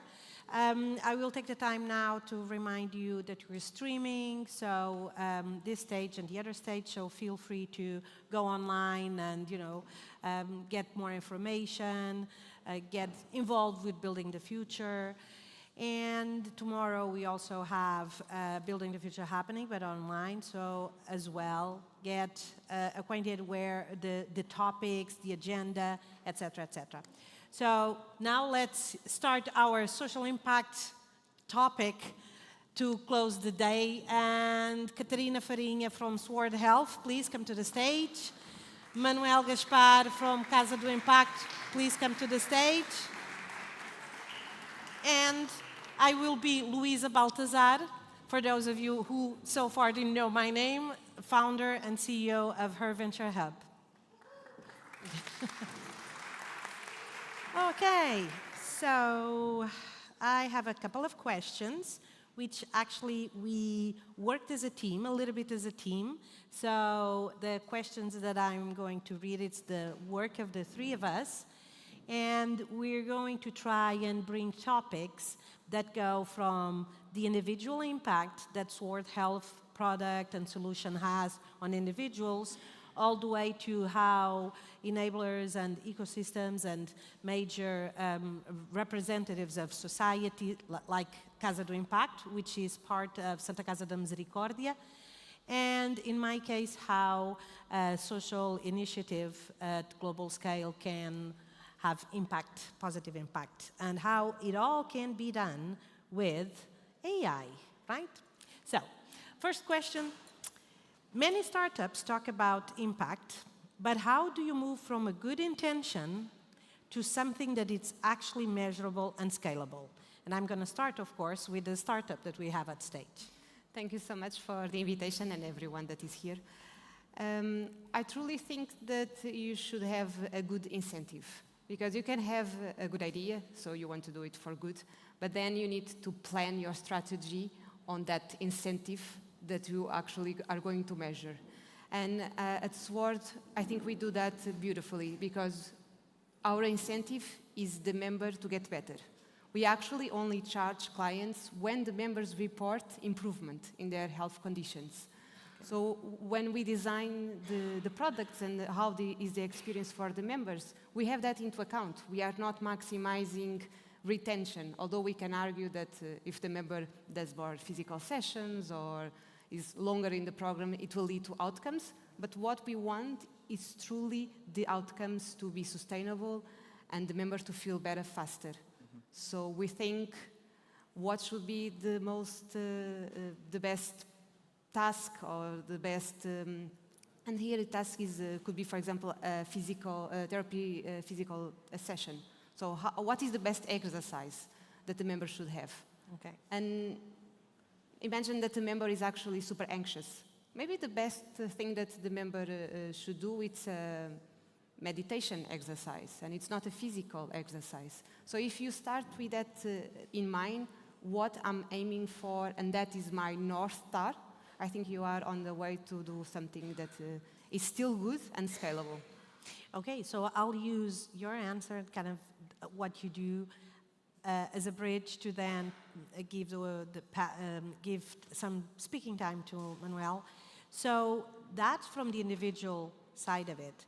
Is Sword Health measuring the global impact or the overall impact in terms of ESG, sustainability, how to turn that individual impact into a large scale? Because if you're contributing to the health of individuals, at the end of the day, you're contributing to the health of humanity, right? Yeah, I truly believe that at the end of the day, the impacts are going to be in several other fronts besides the individual health. You can, in terms of sustainability, of course, you can argue that you want the models, the lighter, so you always do a trade-off between the ecological footprint of the model and the benefit. But even apart from that, just the fact that we provide healthcare remotely, it already has that impact, so people don't need to go to a physical place, they feel better overall. So the impact, it's so much larger than the individual. It's democratization of healthcare, right? Especially in a market, for example, like America, that is our biggest customers are there, that most of the people don't have access to a physical therapist. So this tailored medical help that they need, this is the solution that they have. So we have thousands and thousands of testimonials in this sense, that truly shows the individual impact that we have. And I think this is what guides us to do better and individual and at the scale. So tell us, how would, for example, Santa Casa da Misericórdia or Casa do Impacto, of course, you already help startups and projects and social enterprises and etc. that are part of Casa do Impacto, but how can these two extremes work together? Is there a way? Yes, first of all, thank you so much for the invitation. And actually, hearing from Katarina, it rang a lot of bells because it was a lot of the ideas that we talk about on a daily basis. So basically, Katarina told us a bit about ideas around the theory of change on how organizations can create and structure their activities in order to deliver the most impact they can. So we at Casa do Impacto and the majority of the major organizations working on this field see and structure their activities and the ones made by the projects they work with from the impact until the beginning of the activity and the resources required in order to deliver the impact you were speaking about. So you spoke about outcomes. That is our daily buzzword or outputs. And we even establish within our investment programs, and we do this as the likes of other Portuguese and international organizations do, where we link, even in our investment portfolios, the impact the projects want to create with our investment. So we do payment by results, and the results are connected with the impact they deliver. So we at Casa do Impacto and with the projects we support and the majority of other incubators and accelerators, we want to establish that the activities the projects developed are impact-driven from the get-go, and every financial result they are able to get is related with the impact they create. So for instance, I believe, Sword, with every customer they support, since it's impact-driven, the financial benefit that is created through those clients, it's impact-driven as well. Of course. That's Hopefully. why our clients pay. Of course, if we can help, just to add, if we can help someone to feel better and not need a surgery, that is a huge also cost saving for the companies. We are B2B2C. Yep. So actually it's the company that offers this as a benefit, employee benefit. So of course we are maximizing the health of an individual and also the saving of the company. Yeah. That's how the both worlds work so well. So it's interesting, and that brings me to another question, which is, then what's the best way to pitch or to present or to demonstrate the value proposition that may it be at individual scale or may it be over a global impact scale, how to better present that value proposition and that outcome to the different stakeholders. And here I would like you to start first, because I'm assuming that this is something that you help the social entrepreneurs that you have in Casa do Impacto, how to do that. So I would love for you to share some insights, and then Katarina, if it is something that goes over your domain, also how Sword Health is doing. Yeah, and for us, it's a really good question because for us, impact can go both ways. So if you see a matrix, you can see the volume of the people impacted by the solution, but also the level of depth you are able to do in each individual.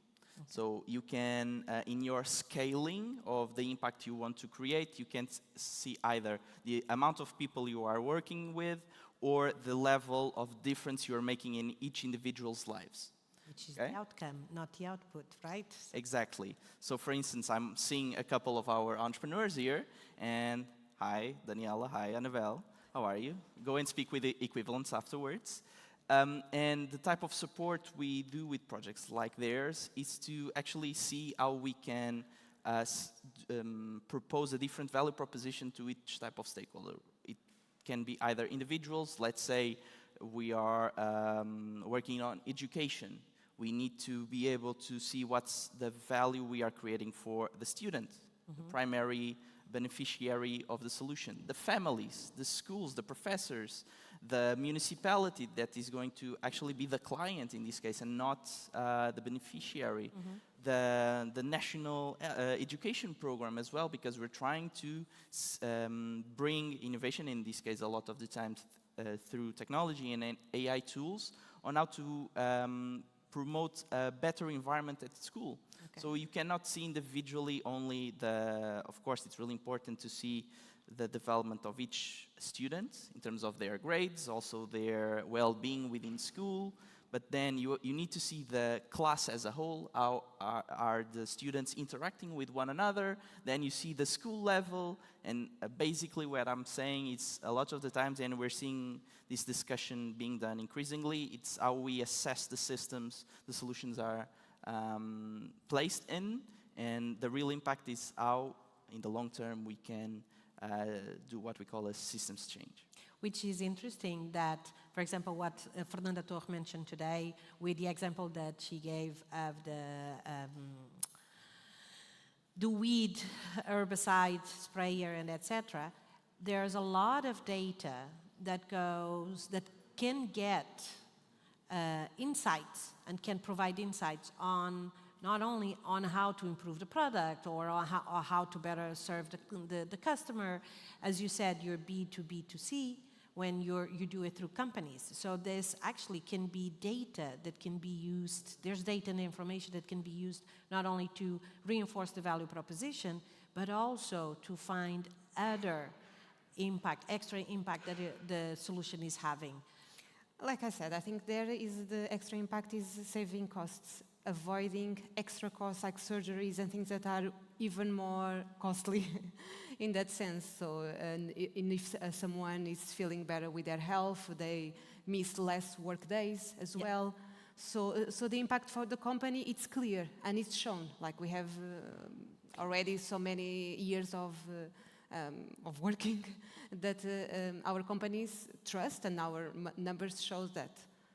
So why do I like that take? Because in fact this discussion here is a little bit after we spent the whole day talking about where's the money, where the markets where companies and startups should go. There's a responsibility that is being expected from new companies that grow, that scale, that achieve unicorn status, and then achieve crazy income and revenue. And so there's an advantage to understand the distribution of value. And the distribution of value in your users can be the fact that they get better health. By getting better health, they save money because they don't go to the doctor, they don't have to be absent of work, and in the US this is a huge problem because there's no social security, etc., etc. So I really like this idea. So based on this idea, where do you see in 5-10 years, not in 5-10 years, in 3 to 5 years, how AI-based technology can contribute in a positive way or in a negative way? And this may not be, feel free, we're not only founders and we're not only business people, we're also parents, we're humans, we're elements of a society, of a community, we're students, we're teachers, we're all of those roles. So feel free if you want to give examples. I know. I'm not the founder, everyone knows. No, yeah. I'm just a PM on the AI team. But Virgilio, the CEO of Sword, is very upfront about the vision. And Virgilio now has many videos that he's publishing on LinkedIn that I even suggest you to see it by yourself. But the goal and what we believe is truly to create a platform where with AI and always with the human in the loop, which is crucial for us. So besides being incentives driven in the good direction, like I was saying, we always have the human supervising, the health specialist. And we want to, with AI, to have this clinical memory. So AI will know how I dealt better with pain, and if I have a kid and now I have urinary leakage, there is some things that the AI already knows about me, and the specialists as well. So it's helping me in many stages of my life. And that is where scale will happen, also at individual level, because I not only do physiotherapy or pelvic therapy, I go to Phoenix, that is our AI assistant, or to the health specialist that is together, we are a team, to ask for other things. And if they don't, and if Sword cannot provide me the answer, maybe you will connect me with other provider that can. So I think that is creating this ecosystem where I feel trusted. It's solving complex problems in the right way, because AI is not about just making it faster. It's actually solving the most complex stuff well, with guidelines, with guardrails, and a clinical team, PMs, designs, all of that to create a product that people trust and ultimately feel better. I would just like to add, and with a different perspective from your side, since I'm also part of one of the oldest organizations in the world, Luisa and I have been speaking for the last few days, and we realized that Santa Casa this year will be celebrating its 528th anniversary. So it's actually one of the oldest organizations in the world. And when we speak about disruption, innovation, AI, there's this big contrast. Yeah. Especially because we work in fields that are really traditional. Our HR profile, it's on the older side, so the average age is over 50, I think. So there's a lot of, there's a big necessity to adapt the way our organization operates and introduces novelty, like your solution. For instance, we have a physiotherapy hospital, the largest in Portugal for this topic. So probably one day, Alcoitão, exactly, Sword will be there. Of course, we'll need to adapt the way we operate, from the doctors to the nurses to the staff, and also all the structure behind it in the headquarters. And actually, we are in the process of introducing these sort of structures and instruments, not only AI, but other factors. Our team actually, Casa do Impacto's team and our department is part of this team that is trying to be the fosterer of news and new ideas at Santa Casa. And it's tough. It's a change management process. A lot of people are worried because they feel they are going to be left out, either because they already don't know how to use some of the tools that are at their disposal and that have been for the last 5-10 years, let alone the new ones that are even more complex, or at least at the first glance they think it is. So it's really tricky, but it's necessary. And at least I hope our organization is going in the right direction, and we're trying to be as collaborative and not, we're trying to do it in a balance between bottom up and top down, because we don't, it's proven that if the management team tries to put things in front of the employees, it's not going to work. So we're trying to have collaborative instances where actually the teams are the ones bringing the solutions they think can solve the problems, and we're trying to have a balance between seeing what solutions are working in other areas or outside our organization, while also developing our own. So I have, we still have a little bit of time. I want to bring actually a new topic that I just thought of while you were talking. It has to do, it's a little bit off this topic, but I think it's relevant because you mentioned innovation. And it's not usual that innovation is mentioned in social impact. It's more like, oh, there's this innovative startup or technology, and it has social impact. But social impact first, focused on innovation, it's very rare. It's rare because it either requires innovation in terms of the theory of change that we may address, or the way we address it or not, for systemic problems or challenges in the world. And because innovation is not only technology, so it's not constrained to the technology itself. It can be innovation on how we use the information. And when you go from that, you have to think of globalization, you have to think of global scale, and you have to think of diversity. In your product, in Sword Health product, you're already tackling this. for sure, because you need different demographics, different age, different ethnicity, different language, different culture, so you already have that. You're very focused on US, but still you're in... we are in many other countries. Exactly. So which is very different. Even the way you promote the benefits of a product are very different. But I'm interested in knowing how you're integrating that diversity, not to the outsiders, but to promote it to different people, but how do we bring different people to generate innovation in our product development? And how is Santa Casa promoting that mindset, that spirit here in Portugal and in a structure and with people, as you said, and I've worked with Santa Casa de Misericórdia for 3 years, so very good friends there, love it, but we do know that it's a traditional structure. So that's a good question.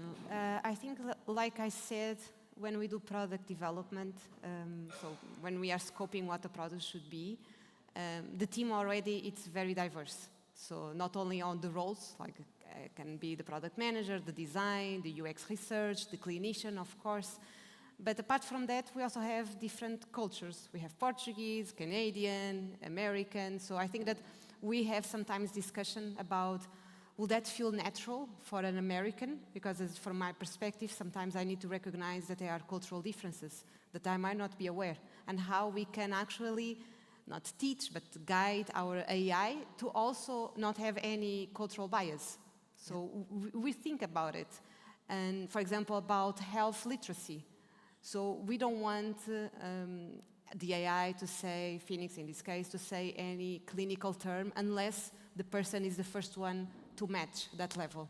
So we do have that concern, and I think it's a result of the team itself being multidisciplinary, multicultural, and having into account that to the product to be scalable, again, the right incentives, we need to do that from the design. Yeah, I agree. Yeah, I would just want to add that unlike your organization, that you probably have representatives from every country in the world. I mean, I don't a know, lot but more yeah. than Santa Casa, Yes. at least. I can give the example of our own team. So the team at Casa do Impacto is as diverse as possible. We have a balance between men and women. We have people from every age bracket. Nowadays, I'm still the youngest, and I've been the youngest for the last 3 years. We have people from basically every sector possible: management, social education, psychology, communication, and we all work within the entrepreneurship and social entrepreneurship, so we are able to bring different sensibilities to the way we work with our entrepreneurs, the way we connect with the problems they are trying to solve. So it's really different from only having one profile at our organization, let's say a business major that only knows what it comes from the page, and like in our case where we have proper contact with citizens, and in this case, people that rely on Santa Casa. And it's knowledge that is really difficult to substitute, because people with that experience can have training on management skills or project management, but the opposite is really tricky. And in our case, I think it's a really important diversification part. Yeah. Very relevant that you both actually brought, although you did mention 3 similar demographics or regions. I would say that in health is super relevant to consider different ethnicities, different body types even. Different body types, you know, and I know that you guys are doing that with the product, so that's fine. It's the only way. Again, otherwise successful, it's the only way to scale. Yeah. So we have like 1 minute, so I'm going to ask, and this is a tricky question because I'm hoping for a certain result. So it's a very biased, very biased question. Would you say social impact should come first or should be a result? I think it should come first as an incentive. If you want your product, again, it's all about incentives because it's what drives you. You get obsessed with the metric, with the North Star, with the metric that you want to outcome, and If you aim your product to be in that area, to have clinical outcomes, you need to put that from the start. So do you think that we're there already, or that a lot of work still needs to be done so that social impact comes first? Globally, I think that there's a lot of work to be done. I think that I'm lucky enough to be in a company that actually had that mindset from the beginning. And we have someone here who I'm even more biased than you. Come on.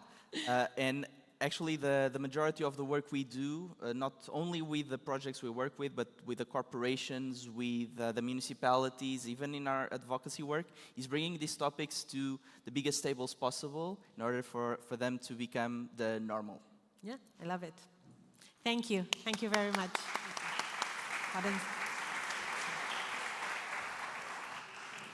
Obrigada. And so we end. I hope you enjoyed the topics and the speakers that we brought on stage. Again, I remind you, feel free to follow Building the Future. And we don't have a date for next year, but make a point of joining us next year again. Thank you.